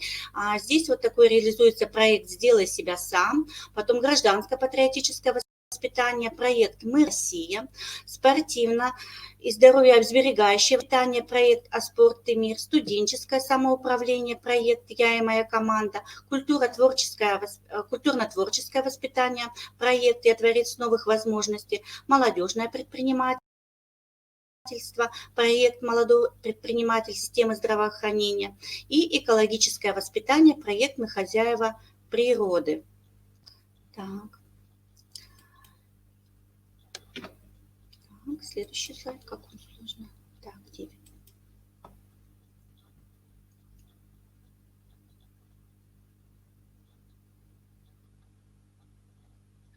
Ну и вот получается, как бы все наши направления, наши программы реализуются проекты, как я уже сказала.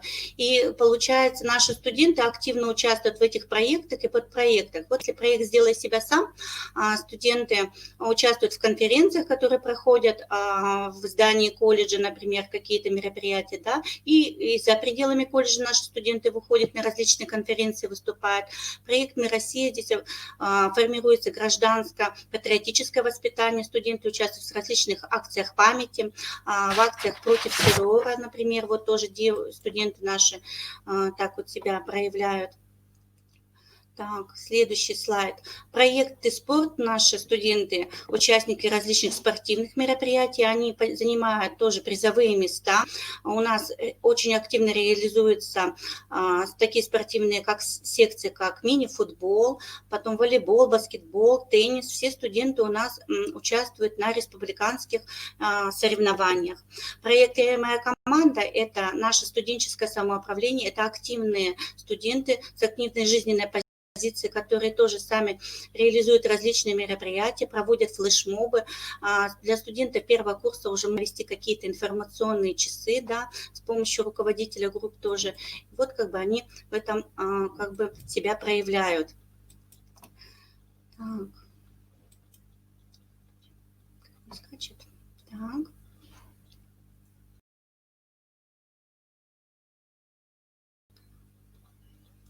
Проект также вот по экологическому воспитанию «Мы хозяева природы». Мы тоже активно участвуем в экологическом на участке нашего колледжа.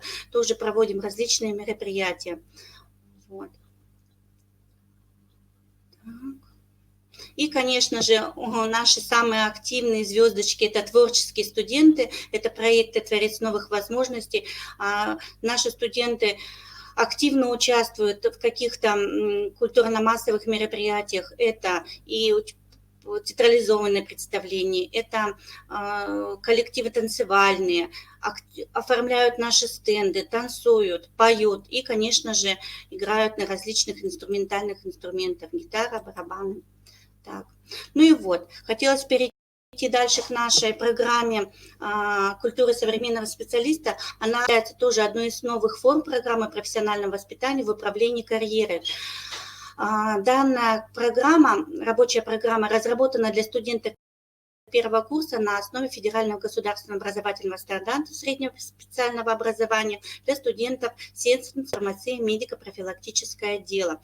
Количество программ, количество часов, предусмотренные программой, это 27 часов. Данная программа реализуется с 1 сентября по 30 декабря. Вот. Программа реализует, в программе участвует обязательно это воспитательная служба, социальный педагог, педагог-организатор, психолог и, конечно же, руководитель группы. Это непосредственный участник данной программы, который проводит работу со студентами. Вот. Так. Немножко перескакивают слайды, очень плохо. Так. Что-то так, минутку.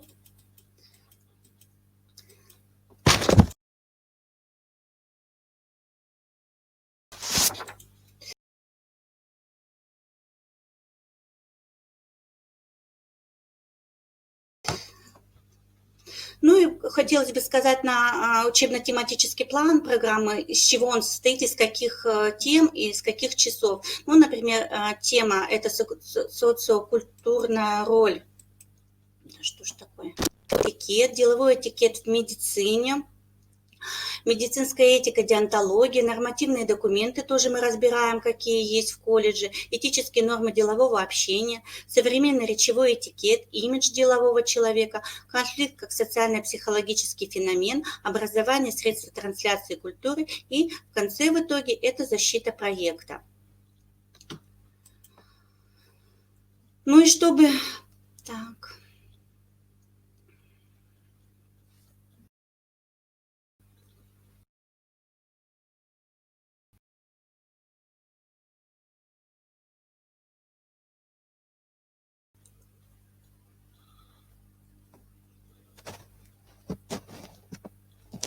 Ну и чтобы наши, получается...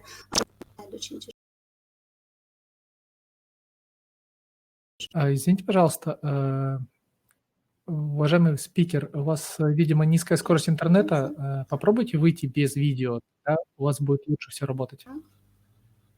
Ну и для того, чтобы занятия для студентов не были интересными, можно применять игровые методы, да, в реализации некоторых тем. Например, в теме современный речевой этикет после какого-то там теоретического освоения материала мы со студентами упражнения. Вот, например, такое небольшое такое начало, это отгадать, брать предложения из слов. Ну и в итоге у нас получается тема нашего занятия, это этика есть философия убеждения. Дальше, например, упражнение для качества вежливого человека. Вот на букву С, например, на букву Д, какую сами вы придумаете. Вот. Дальше упражнение «Состав диалог». Тоже используя форму речевого этикета в соответствии с ситуацией общения, мы предлагаем студентам составить диалог, приветствие, прощание, благодарность.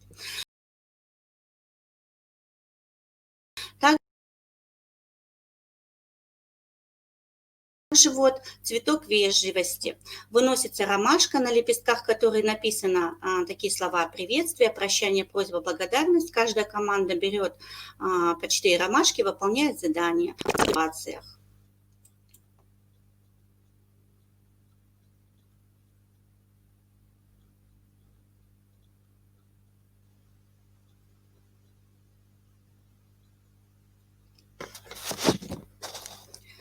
Также есть такая игра, это настойчивый друг. Игра тоже проводится по парам. Ага, нет звука. Елена Юрьевна, у вас низкая скорость интернета, вам желательно нажать на значок микрофона, чтобы было без видео, только звук. Не хватает у вас скорости, чтобы... Поэтому тормозит и пропадает часть. Елена Юрьевна. Игра проводится по парам. Один из играющих добивается согласия, проигрывает тот, кто первый сдается, если не найдет, что сказать. Елена Юрьевна, будьте добры, В выключите заключение можно камеру, провести игру, включите давая микрофон. говорить друг другу комплименты, ставится стул середины класса, на него садится один из учащихся, остальные должны сказать ему комплименты. Одно слово, но только какое-то хорошее.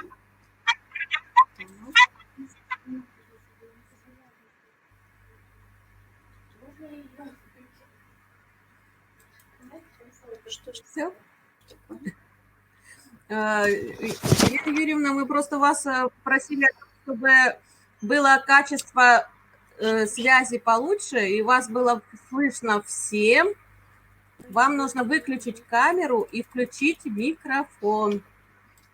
Ну и в заключение, как бы получается, студенты нашего как бы программы культурно-современного специалиста защищают проект. В проекте они должны отразить те знания, которые они приобрели в процессе как бы реализации данной программы, те навыки, которые они усвоили. В проекте они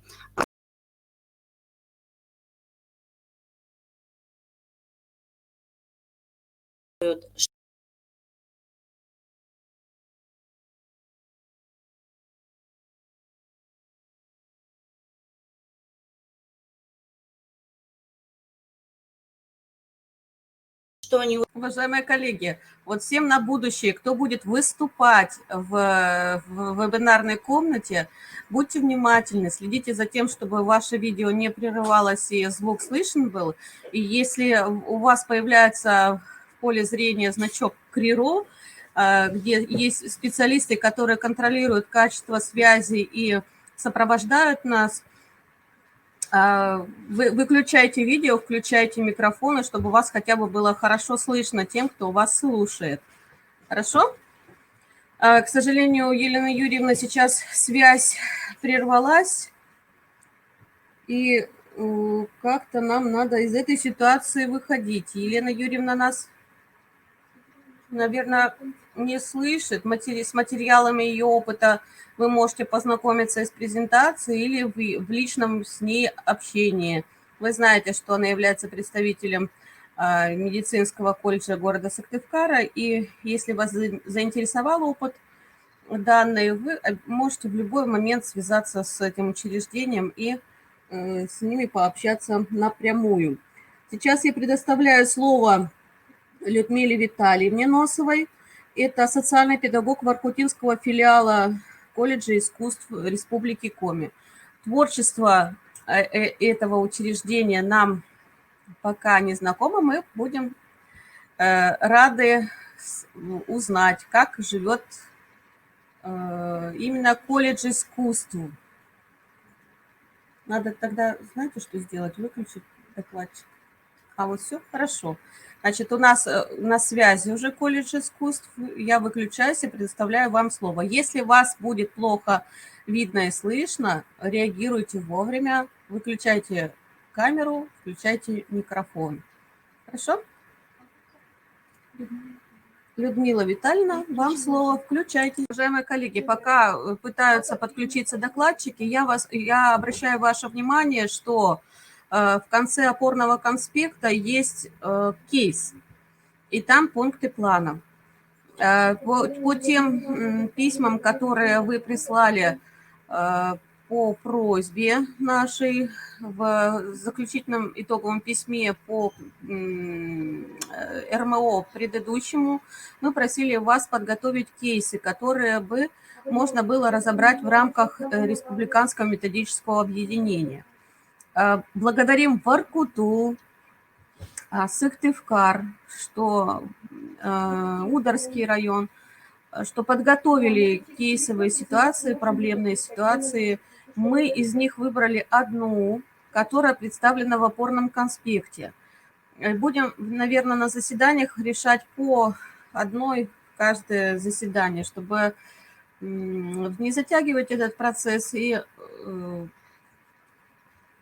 короче говоря, будем решать по одной ситуации. И в конце опорного конспекта вы видите, что есть такая у нас с вами задача и небольшой такой план, алгоритм решения кейсовой ситуации. Вы можете, пока докладчик подключается, ознакомиться с этой ситуацией, с теми пунктами плана. Может, в голове у вас будет зреть само решение, как справиться с той проблемой, которая заявлена в запросе мамы первоклассника. Да. Кейс. Вот мы как раз кейсы решаем сейчас. У нас тоже идет бурное обсуждение, как же нам выходить из этой ситуации. Угу. Давайте тогда кейс с вами посмотрим, пока у нас народ справляется с техническими трудностями, мы будем справляться с трудностями психологическими. Я зачитаю кейс. Запрос поступил от матери первоклассника с просьбой решить проблему взаимоотношений его сына и учащегося 2 класса во время прогулок на улице. Ребенок пришел после прогулки расстроенный, с нежеланием идти в школу. У нас с вами перед глазами такие пункты, которые нам нужно будет заполнить, обсудить, решить. Основные факты, которые изложены в кейсе. Вы можете в чате писать, слышите ли меня и видите ли. И вопрос звучит таким образом. Задание. Основные факты, которые изложены в кейсе. Какие мы с вами видим. Можете писать. В чате пишем. Какие основные факты изложены в данной проблемной ситуации. Кейс про первоклассника, который пришел расстроенный домой и не хочет идти в школу. Мы с вами какие факты видим в данном кейсе? То есть формулировка проблемы немножечко ниже. Именно факты. Факт: не хочет идти в школу. Видим этот факт. Еще какие факты? Он расстроен, совершенно верно. Еще это было на улице. Да, есть такой факт. Нет кейса. Кейс находится в опорном конспекте. Проблема общения расстроен. Расстроенный после прогулки. Еще какие факты мы можем из этого текста озвученного? Сниженное настроение, не понимает, учится в 1 классе. Хорошо. Значит, он у нас расстроенный, на улице получил и не желает учиться в школе. Он первоклассник. Еще. Скажите, что я ее вижу. Есть мама.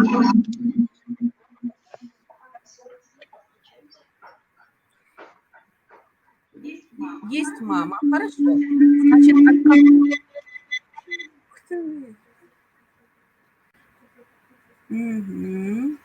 Есть еще ученик 2 класса, с которым возникла, видимо, проблема взаимоотношений.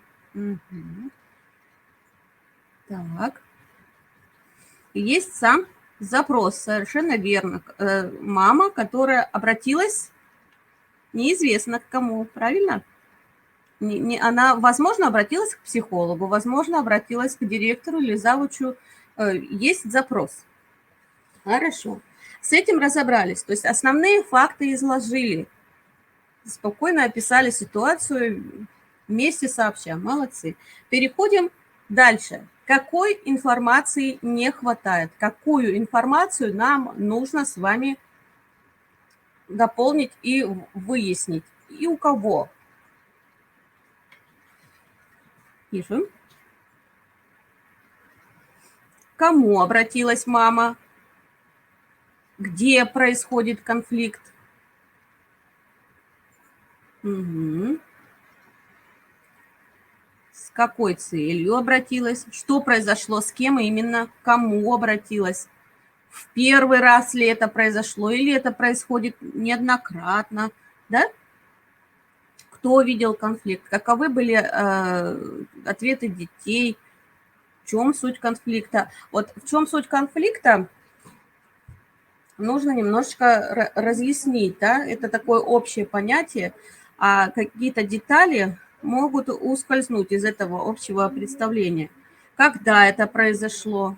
То есть на все вопросы, что, где, когда, с кем, почему, кому обратилась мама, место, при каких обстоятельствах. Угу. Что мы будем еще выяснять? С какой целью обратилась? Детали конфликта.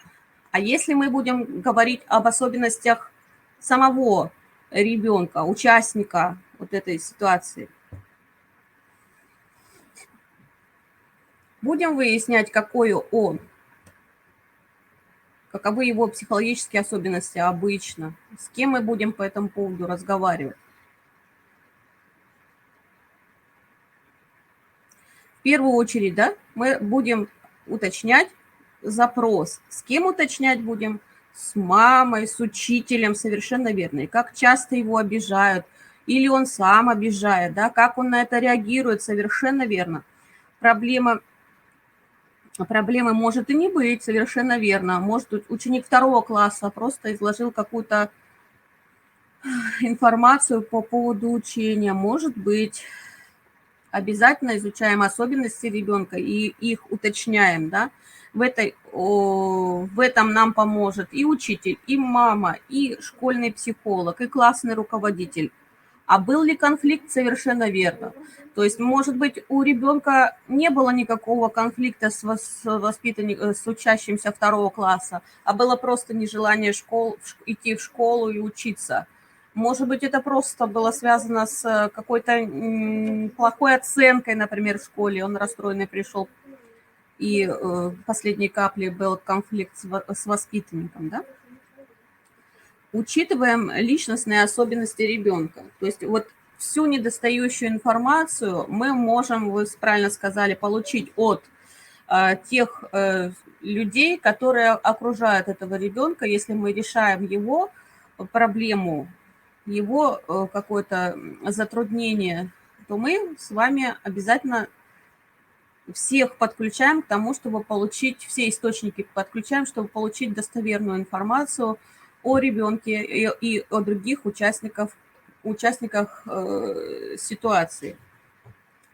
И определили, например, с вами, что ребенок тревожный или ребенок агрессивный сам по себе и неоднократно в таких ситуациях был, или у него какие-то межличностные отношения с старшими сверстниками, или он из-за оценки такой грустный, расстроенный пришел, или он просто не умеет коммуникативные какие-то налаживать контакты и в этой ситуации повздорил, может быть, со второклассником.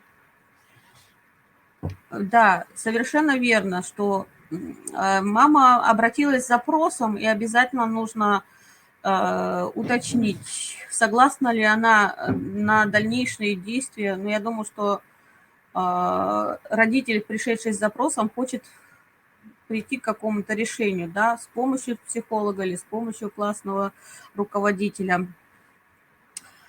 Мы с вами уточнили, какая информация недостающая, и стараемся ее найти через помощников, которые окружают ребенка.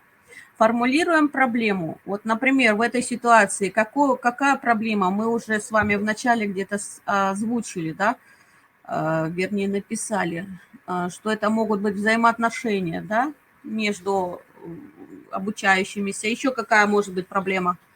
Вот написали, что взаимоотношения могут, да, повлиять на то, что он пришел расстроенный. В семье, чаще всего в семье причина, проблема кроется. Может быть, это нежелание учиться, может проблема с адаптацией, возможно, что и Да, совершенно верно. Мы, если в рамках нынешней темы рассматриваем эту проблемную ситуацию, может быть и адаптация. Каким-то образом проблемы в адаптации могли повлиять на его самочувствие эмоциональное и взаимоотношения со сверстниками, и как-то привело к тому, что у него обострились все его переживания, ссора с друзьями. Мгм. То есть вот проблемы могут быть разные, и мы строим прогноз. Если мы, значит, описали запрос мамы, запрос какого-то законного представителя, так скажем, ребенка, дальше мы описали проблему и прогнозируем, почему это произошло, определяем причины проблемы на следующей страничке, они у нас обозначены. Какие причины могут быть? Если ребенок, допустим, тревожный, у него слабая нервная система, с ним определенные действия дальнейшие будут такие. Если же мы, допустим, мотивацию к учению затрагиваем, это будет дальше следующий путь. Если это взаимоотношения с обучающимися, со своими сверстниками, какие-то недоразвитые, мы идем по этому пути. Если же, то есть от того, какова проблема, мы определяем дальнейшие алгоритмы психолого-педагогического сопровождения. И в чем у нас заключается наше психолого-педагогическое сопровождение? Каков алгоритм? Вот там, где написаны причины, и вопрос, какие специалисты должны быть задействованы, мы должны такую небольшую ставочку сделать. Алгоритм психолого-педагогического сопровождения. В чем он заключается? Вот начало было у нас, мы описали запрос, мы описали причину, спрогнозировали. Дальше что мы делаем? Вот этот алгоритм. Угу. Во время игры нечаянно толкнули, а ребенок чувствительный, не любит подобных действий, не хочет идти в школу из-за того, что его толкнули. Возможно, такая ситуация, это прогноз нужно проверить и какие-то определенные действия предпринять по выявлению, по правильному пути мы идем или нет. Совершенно верно, Ирина. Диагностика. Мы диагностируем, консультируем, корректируем. А кто нам в этом помогает? То есть у нас есть направление углубленной такой беседы, да, с мамой. Мы самого ребенка диагностируем. Мы что дальше делаем?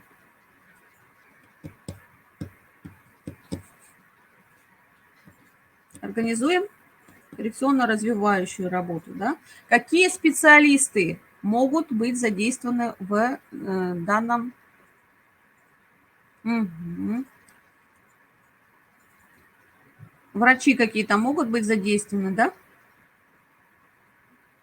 Кроме специалистов школы, школьного психолога, социального педагога, классного руководителя, могут быть задействованы врачи, невролог, да, если мы имеем дело с чем?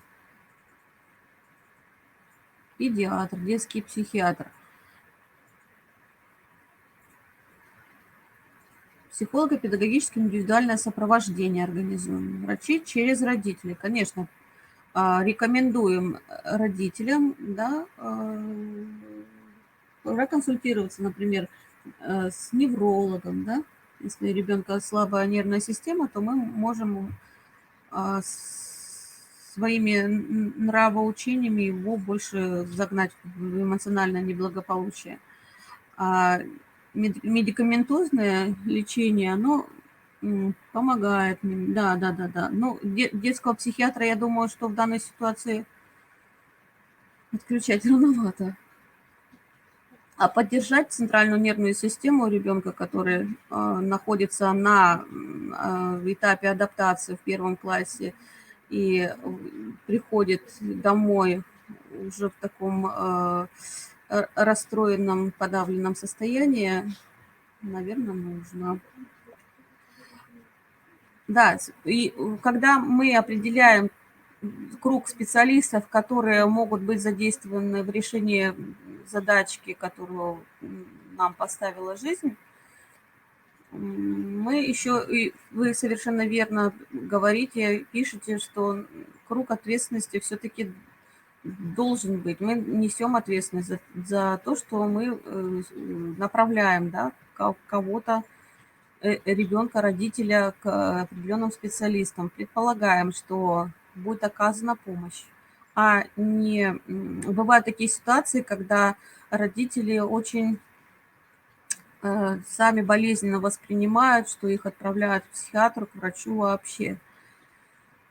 Это такое вот осторожное, деликатное взаимодействие должно быть с родителями, но в некоторых случаях оно просто необходимо для того, чтобы откорректировать поведение ребенка и помочь ему включиться в учение для себя без потерь. Задачи коррекционной работы будут зависеть от чего? Задачи коррекционной работы.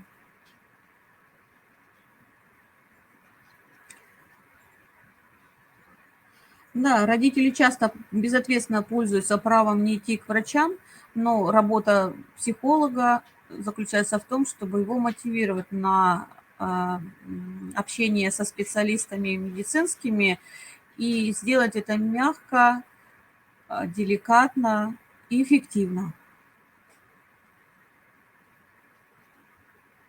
Угу. Зависит, ну, допустим, ребенок тревожный.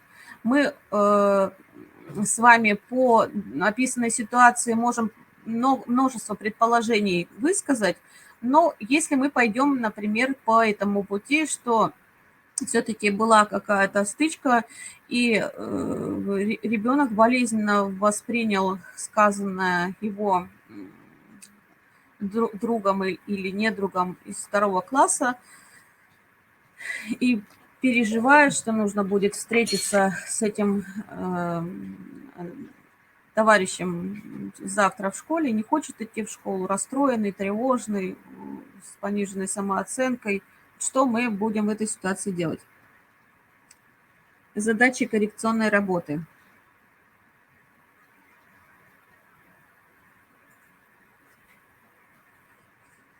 Угу.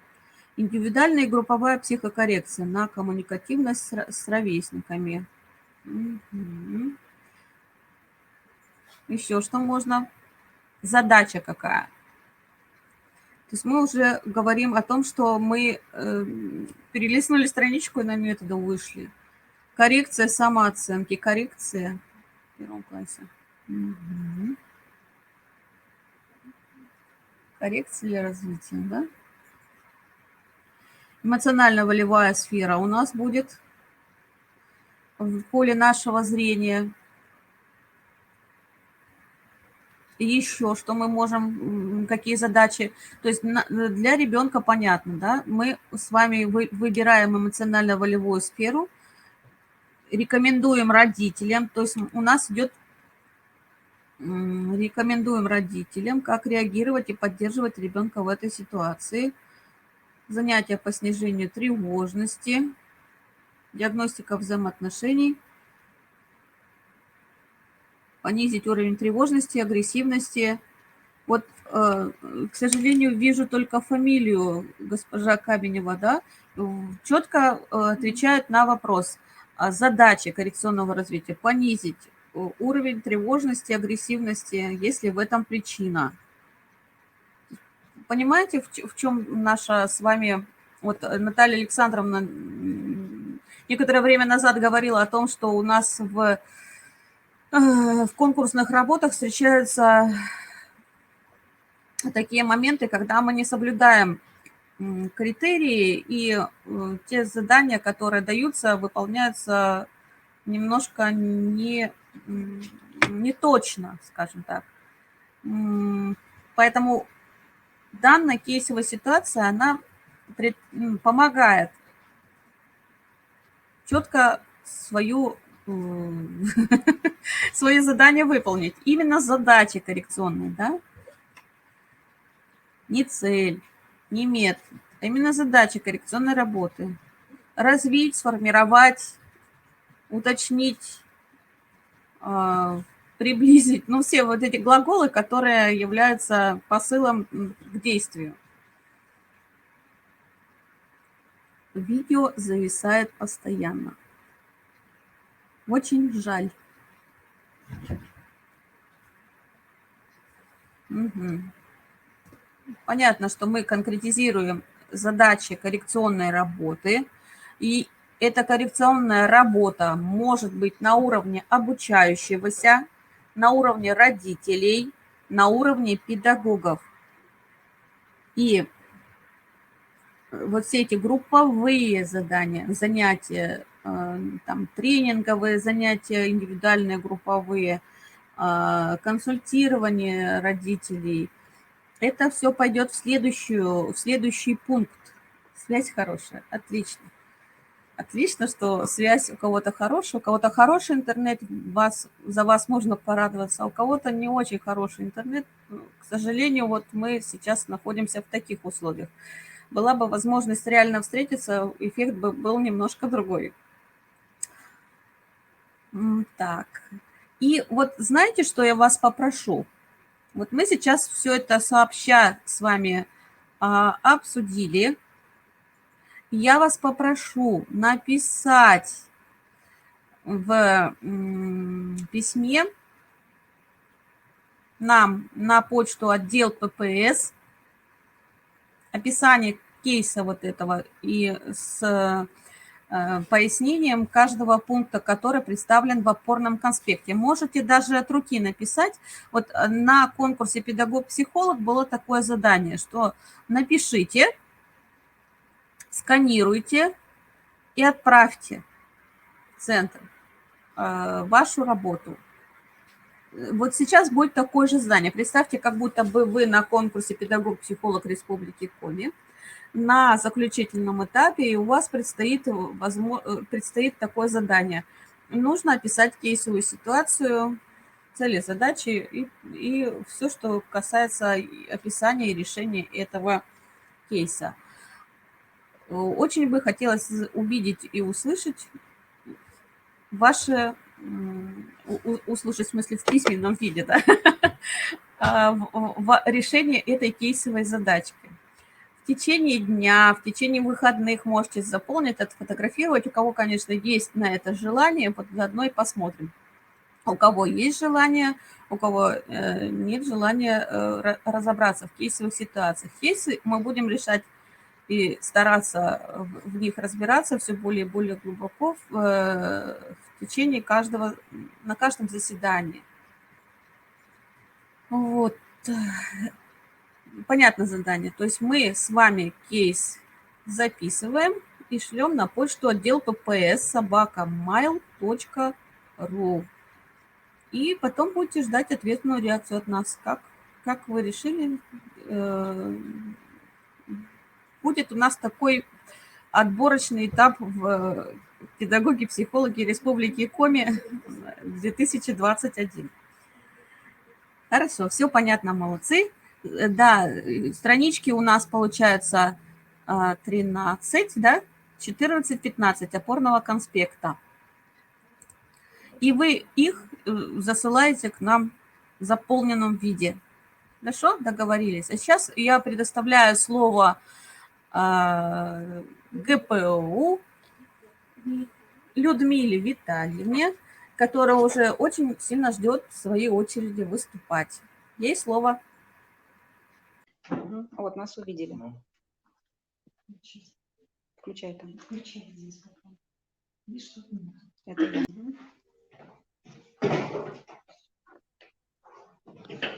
Здравствуйте, коллеги. Скажите, нас слышно?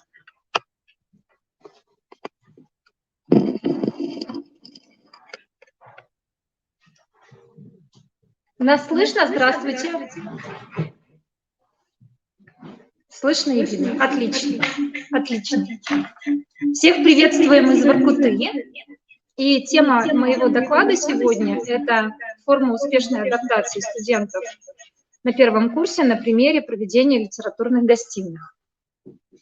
Адаптация студентов в группе и в новом образовательном учреждении – самая главная проблема, которую необходимо преодолеть как можно быстрее и желательно с положительным исходом. Колледж и его преподаватели в решении этой проблемы решают большую роль. Первокурсники при поступлении в первую очередь приобретают новую роль – студент. Они методом проб и ошибок пытаются освоить ожидаемое от них поведение, на основе которого строят отношения со сверстниками и преподавателями. Большую роль в социальной адаптации играет формирование группы. Чем быстрее она формируется, тем быстрее студенты освоят новую роль. В момент адаптации у студентов происходит кардинальная смена деятельности и окружения. Их внутренние установки претерпевают сильные изменения. Происходит переориентация ценностей, освоение новых социальных ролей, и студенты по-другому начинают воспринимать себя и других.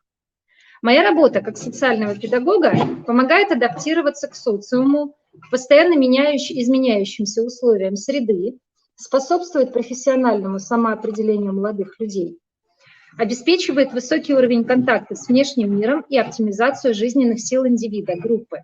Социальная работа представляет собой междисциплинарную профессиональную деятельность и объединяет методы и технологии различных дисциплин. Я постоянно ищу способы выполнения своих профессиональных обязанностей и выбираю мероприятия, которые в совокупности с действиями других специалистов представляют целую систему мер, направленных на совершенствование содержания собственной деятельности и жизни индивида. Одной из форм, способствующих успешной адаптации, в нашем колледже является проведение литературных гостиных. Собственно, это мой личный проект, и к участию в литературных гостиных активно привлекаются первокурсники. Сегодня время коллективного и методического поиска, обмен живым опытом, распространение инноваций необходимо. Ведущее место среди таких методов принадлежит методу проектов, основоположником которого считается Дьюи, американский философ, психолог и педагог, а продолжателем профессор США Коллингс. Коллингс предложил классификацию проектов. Проектные игры, экскурсионные проекты, повествовательные проекты, конструктивные проекты. Метод проектов хорошо использовать при подготовке и проведении литературных гостиных на выбранные темы. После выбора темы выдвигается гипотеза, решение... нет видео. Выдвигается гипотеза, идет работа в группах над поиском аргументов, подтверждающих или опровергающих гипотезу, а затем защита проекта. Проекты по доминирующей деятельности учащихся бывают практикоориентированные, исследовательские, информационные, творческие, ролевые. Все 5 целевых направлений деятельности обучающихся можно наблюдать при работе над созданием литературной гостиной. Цели проведения литературных гостиных. Первое. Расширить и углубить представление студентов о жизни и творчестве поэтов, повышать духовную культуру, формировать активную жизненную позицию и компетенцию. Развивать память, мышление, внимание, речь, воображение и учебно-познавательный процесс.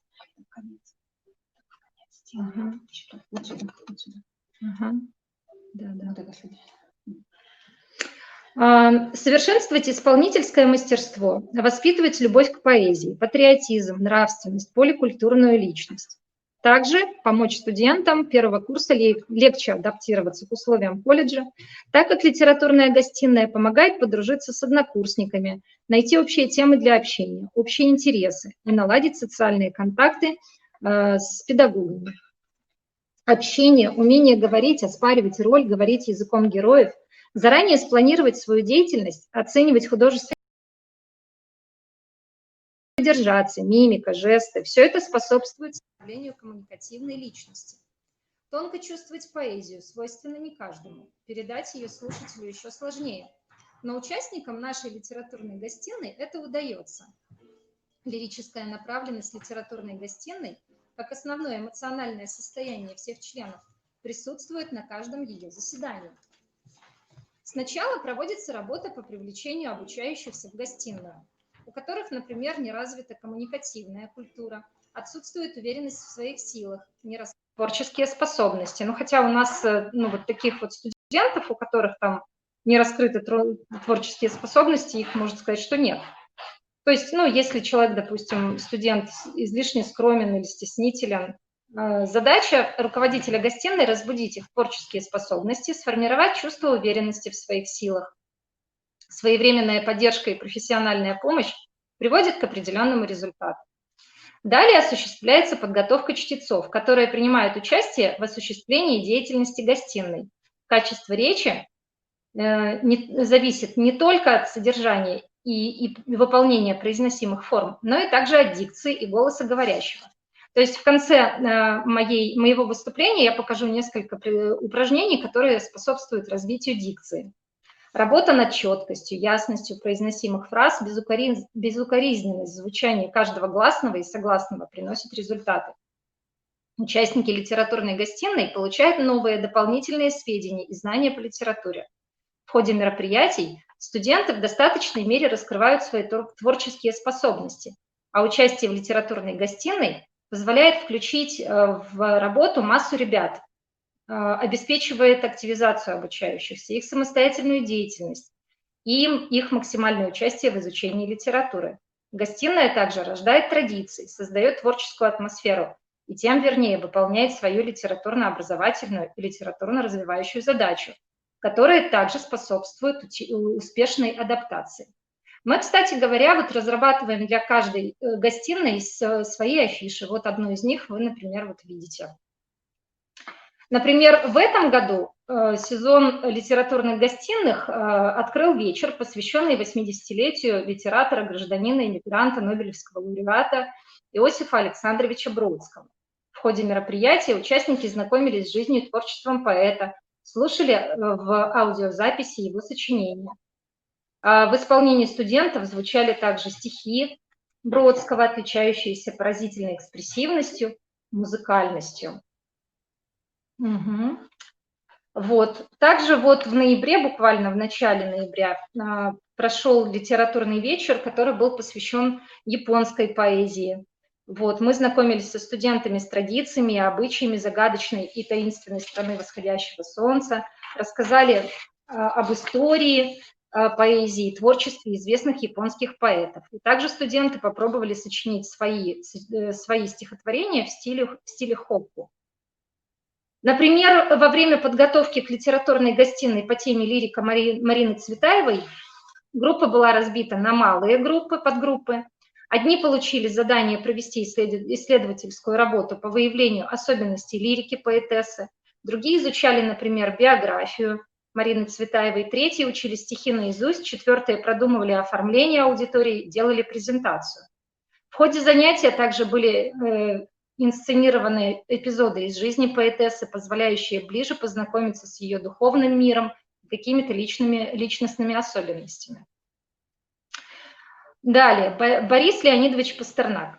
Его жизнь и творчество стали темой литературной гостиной «Через тернии к звездам». О жизненных перипетиях крупнейшего писателя, поэта и переводчика XX века, знакомстве с выдающимися людьми, оказавших влияние на Пастернака, творческом наследии, рассказали дети, звучали в видеозаписи произведения, сочиненные мечтавшим стать композитором Пастернаком в юные годы. Ну и также эту форму литературных гостиных мы затем стали продолжать при проведении всероссийской акции «Ночь искусств». То есть мы 2 раза проводили эту акцию, и первая литературная гостиная у нас была посвящена книге Льюиса Каррола «Алиса в стране чудес», а другая была посвящена произведению Гарри Поттер. Было очень тоже интересно, мы сделали много фотографий, и к нам пришли даже студенты из других учебных заведений, в том числе и первокурсники.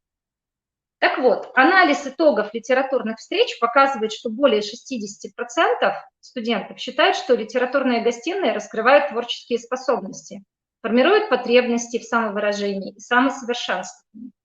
Более 70% участников видят в литературных гостиных возможность самовыражения. Подготовка и проведение литературных гостиных способствует студентам вырабатывать такие качества, как обязательность, ответственность, дисциплинированность. Ведь успех любого дела зависит от четкой взаимосвязи и взаимозависимости участников мероприятия, от того, насколько они могут надеяться друг на друга.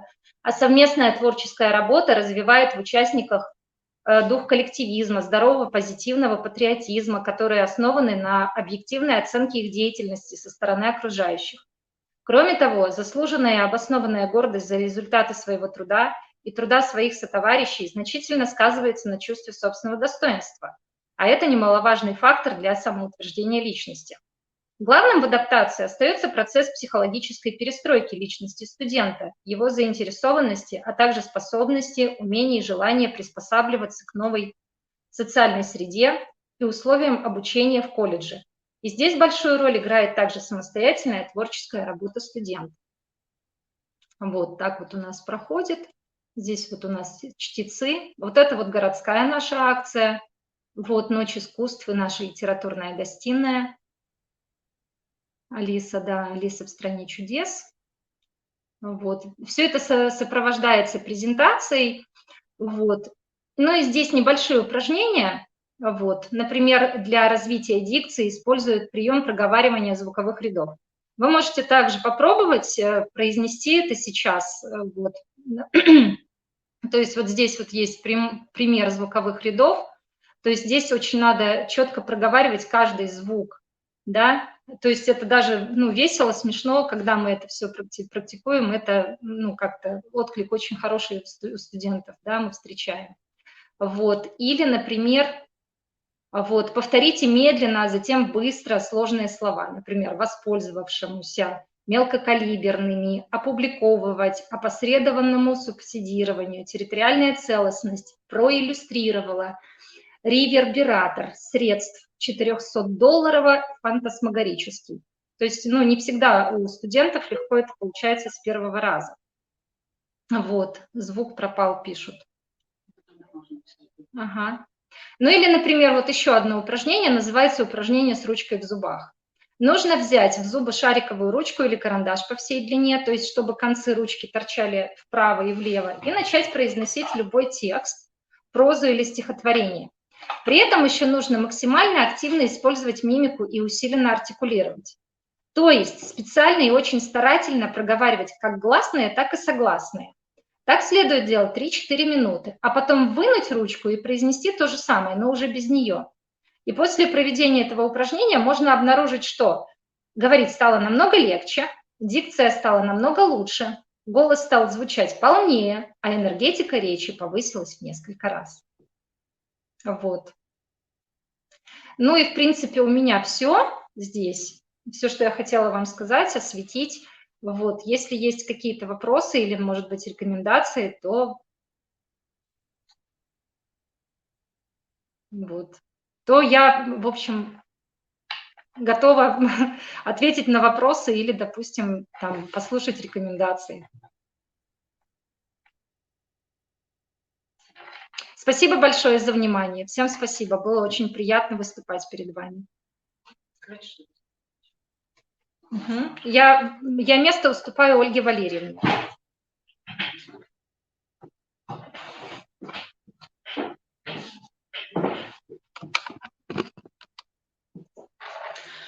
Здравствуйте, коллеги. Позвольте представиться. Меня зовут Баскалова Ольга Валерьевна. Я являюсь руководителем Воркутинского филиала колледжа искусств Республики Коми. Я впервые на вашем заседании республиканском методического объединения вашего, и спасибо за приглашение, и надеюсь на дальнейшее плодотворное сотрудничество. Материал, который я хочу вам сегодня осветить и рассказать, он достаточно актуален.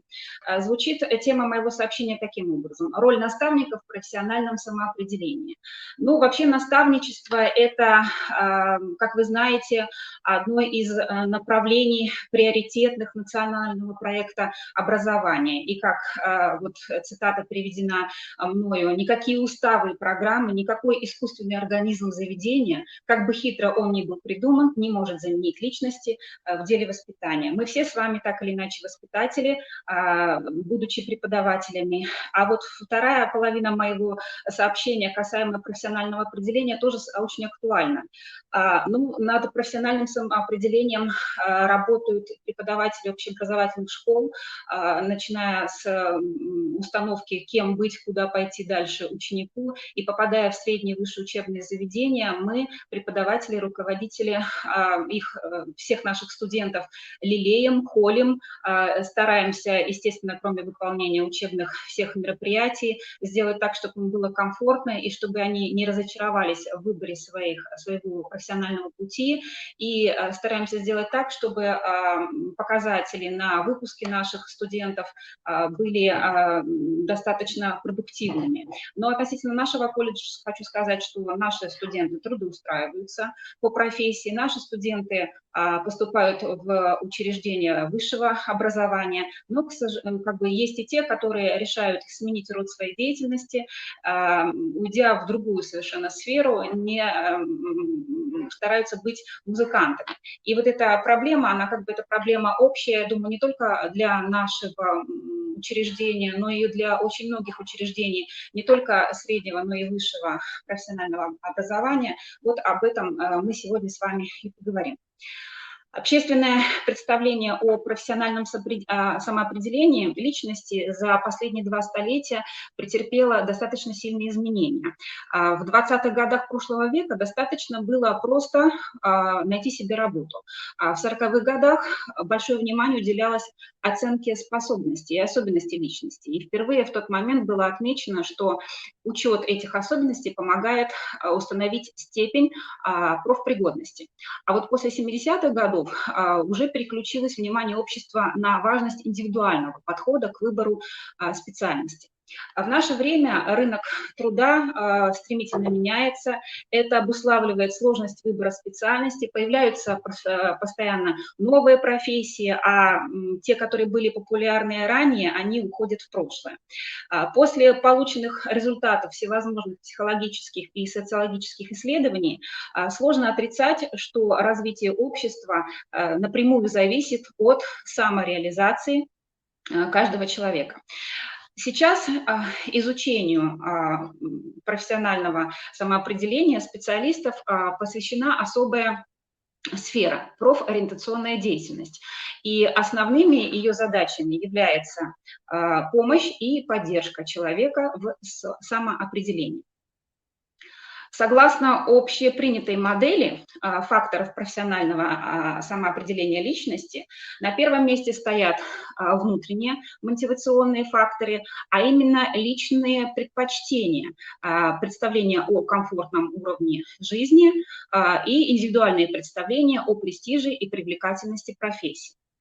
А также есть и внешние мотивационные факторы, которые к ним относят, во-первых, позицию старшего поколения, чье мнение важно, это мамы, папы, бабушки, дедушки, это ежедневный пример советы окружающих, рекомендации, это данной профессии, и также сюда следует добавить, безусловно, влияние средств массовой информации. Оказать помощь в профессиональном самоопределении во многом призваны те, кто направит на самостоятельную продуктивную деятельность, смотивирует ее к действию, привлечет к вниманию, заинтригует, подтолкнет, закрепит веру в собственные идеи, если нужно, подправит ошибки, ошибки и поможет. В общем, словом, те, кого мы называем наставники.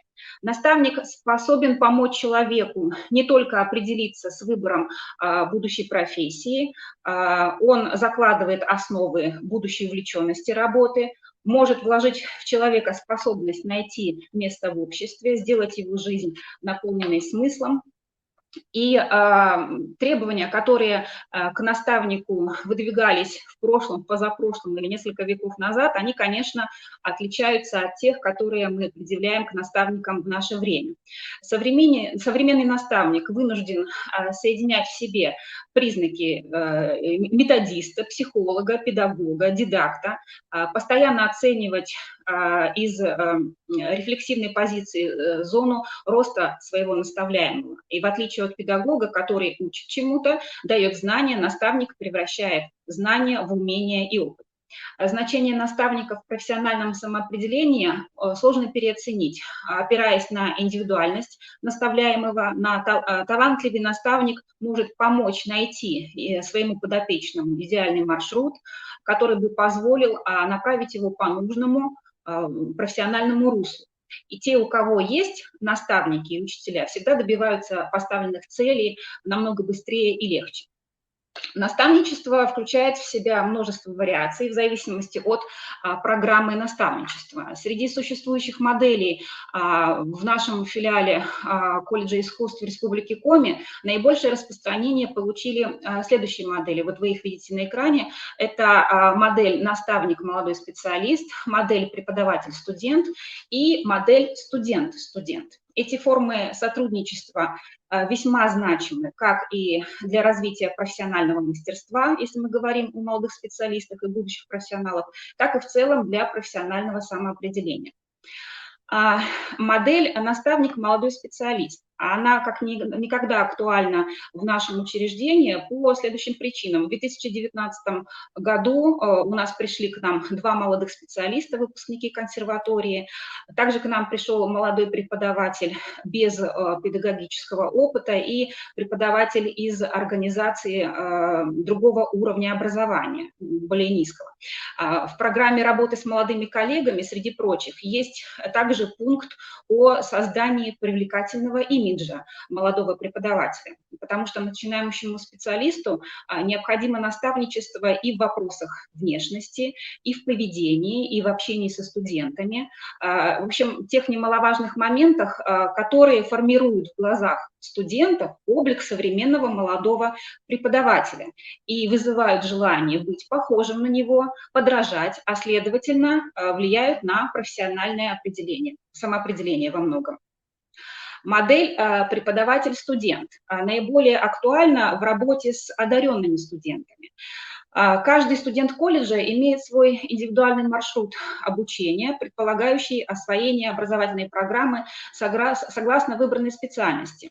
Но не всегда студенту удается добиться значимых результатов, проявить свой творческий потенциал в выбранном направлении, если он не обладает тем, что мы вкладываем в понятие одаренности. Тогда при помощи грамотного наставника талант этого студента может быть раскрыт в какой-то другой области. Такой подход тем более важен, что может во многом повлиять на выбор дальнейшего профессионального пути. И такая практика наставничества приносит свои ощутимые плоды.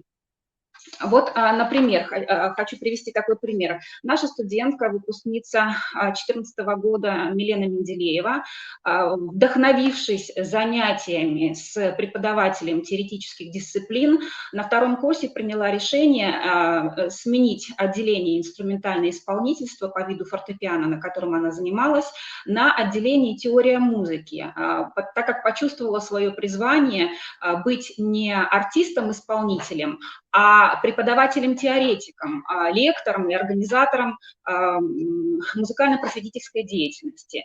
В 2018 году Милена завершила свое обучение в колледже успешно и сейчас работает преподавателем теоретических дисциплин в одной из музыкальных школ Республики Коми, а также учится на заочном отделении одного из российских институтов по специальности звукорежиссура. Другой пример. Студентка наша, которая сейчас у нас занимается, Полина Синдикова, после выхода из академического отпуска, в котором она провела целый год, несколько растеряла свои исполнительские навыки, не имея возможности в течение года в силу проблем со здоровьем заниматься усиленной игрой на инструменте. А ее наставник после успешного выступления этой студентки на конференции, посвященной юбилею Бетховена, предложила заняться научно-исследовательской деятельностью. За короткий период времени, вот в течение полугода, этой студенткой были подготовлены несколько исследовательских работ для участия в разных конкурсах и конференциях, олимпиадах, и каждая была по достоинству оценена членами жюри и получила диплом. И теперь студентка это рассматривает возможность после окончания колледжа поступать в учебное заведение высшее на отделение, где научно-исследовательская деятельность является приоритетной. Особое внимание в нашем колледже уделяется форме наставничества студент-студент. В каких случаях эта форма актуальна? Когда более опытный студент-старшекурсник подтягивает начинающих, пришедших в колледж без начального музыкального образования. Обычно это первокурсники, и помогает ему в освоении специфических музыкальных дисциплин. Во многом такой формат деятельности напоминает репетиторство в привычном нам понимании этого слова.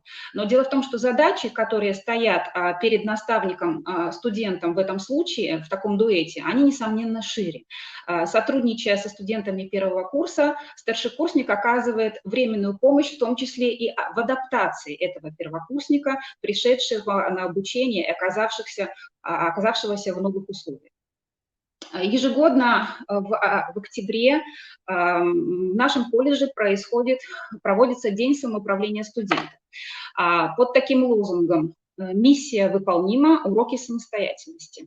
Студенты старших курсов выступают в роли дублеров преподавателей колледжа, проводят занятия со студентами младших курсов и таким образом примеряют на себя должности не только преподавателя, но даже руководителя и его заместителя. Уроки проходят при этом в строгом соответствии с программой обучения по заранее утвержденному расписанию, обучающимся выставляются оценки, и сами преподаватели-дублеры получают оценку своей деятельности по результатам анкетирования студентов младших курсов. По окончании Дня самоуправления студенты-дублеры проводят самый настоящий педсовет с обсуждением итогов прошедшего дня и оформлением всей необходимой учебной документации.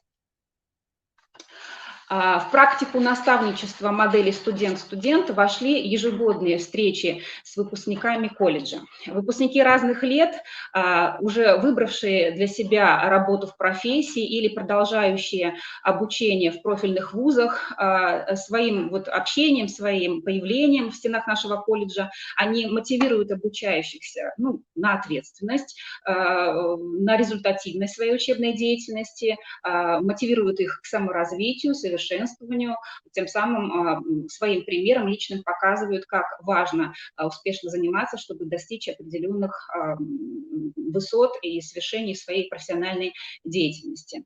Такие встречи проходят в разном формате. Это могут быть концертные выступления наших студентов, это бывают творческие встречи, беседы, это общение неформальные в условиях встречи с своим преподавателем, с его учениками нынешних курсов.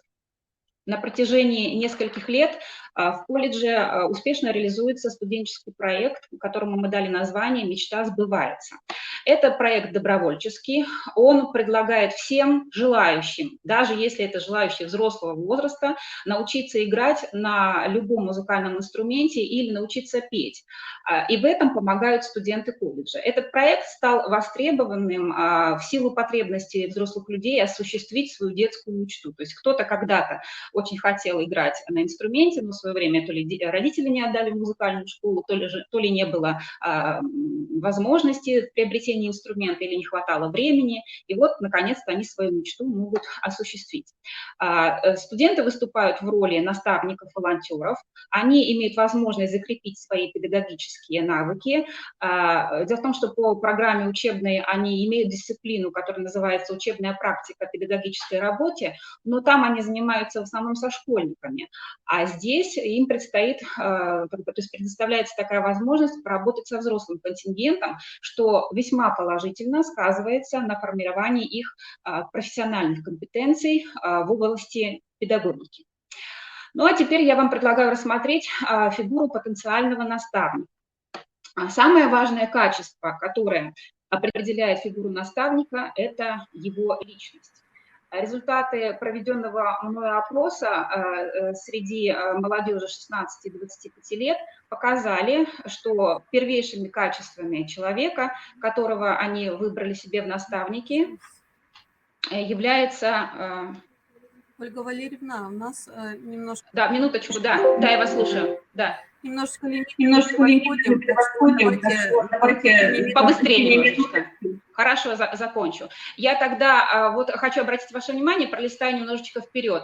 Здесь у меня в моей презентации есть такой тест, который вы все скачаете, когда презентацию, можете пройти. Можете ли вы сами стать наставником для подрастающего поколения или для своей коллеги? Вам предлагается оценить 12 личных качеств, проявляются ли они у вас. Если проявляются в полной мере, то это оценка 6, если в меньшей мере 5, 4, 3, 2, или если не проявляются совсем, это 0. И вот на слайдах 19-20 у вас есть вопросы этого тестирования, на которые вы ставите оценки, складываете их и получаете результат. Результат на 21 слайде. Можете ли вы быть наставником? Эта анкета была создана по результатам наших наблюдений, опросов и предпочтений. Спасибо большое, я не буду больше отвлекать ваше внимание, раз у нас лимит. Спасибо большое, Юлия Валентиновна.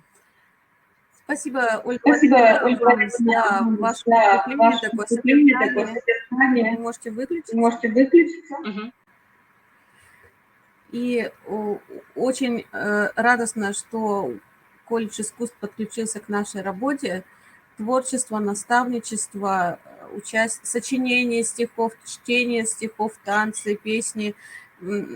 Все это участвует в снятии напряжения и стабилизации эмоционального состояния как студентов, так, в принципе, и других обучающихся, и школ, и детских садов. Так что творческие дела совместные активно включайте в свой арсенал и пользуйтесь этим, чтобы не только развивать творческие способности, но и стабилизировать эмоциональное состояние. Всем докладчикам огромное спасибо за то, что вы готовились, что участвовали в заседании. В нашем заседании зарегистрировалось около 300 участников. Сейчас на данный момент у нас 190 участников подключены к заседанию. Очень отрадно видеть такую посещаемость большую. Вам за это, всем, кто слушал, огромная благодарность, что вы подключаетесь и участвуете в жизни Республиканского методического объединения. И, пожалуйста, те, кто на будущее будет участвовать, не бойтесь представлять свой опыт. Мы в тесном нашем профессиональном кругу будем рады всему опыту поддержать, услышать, чем живет у нас республика. По поводу сертификатов. Есть у нас такая небольшая проблема, что все сертификаты будут идти от нашего центра, Республиканского центра психолого-педагогической и социальной помощи. Уже под конец дня немножко перепутала даже название своего центра. Короче говоря, от вас нужна заявка. Ссылка на сертификат будет в итоговом письме.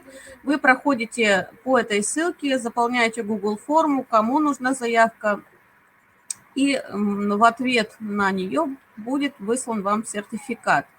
По прошлому заседанию некоторые товарищи опоздали с подачей заявки на сертификат, и мы вам в исключительном виде даем возможность такую получить сертификат до 11 декабря. Опять же, в итоговом письме будет ссылочка на то, чтобы вы получили сертификат за прошлое заседание. И до 11 декабря нынешнее заседание, да, до 11 декабря все, кто поучаствовал сегодня, можете подать заявку на сертификат до 11 декабря. После 11 декабря и на будущее будут тоже определены даты. Все, 11 декабря закрываем прием заявочек на сертификаты, потому что это не только время, но и еще какие-то все-таки выполнения определенных правил. Правило такое мы вводим, дата, и после этой даты мы закрываем прием заявок. Вы уже не обижайтесь, на будущее. Вот первый раз мы вас, скажем так, пропускаем через эти ворота заявочные, а следующий 11 декабря мы уже будем четко закрывать прием заявок и все. На это что-то бы еще хотела сказать. Следующее заседание будет 18 декабря. Будет посвящено теме сексуальной неприкосновенности и семейным технологиям, то есть работа с семьей будет в приоритете следующего заседания. Добро пожаловать к нам на Республиканское методическое объединение. Если есть опыт по этим темам, обращайтесь к Ольге Валерьевне и Наталье Александровне по телефонам 24, это наш старый номер, 301-357, добавочные номера 214, 215, 216. Пишите на почту отдел pps@mail.ru. Мы на связи. Кто знает наши мобильные контакты, те можете общаться с нами в WhatsApp.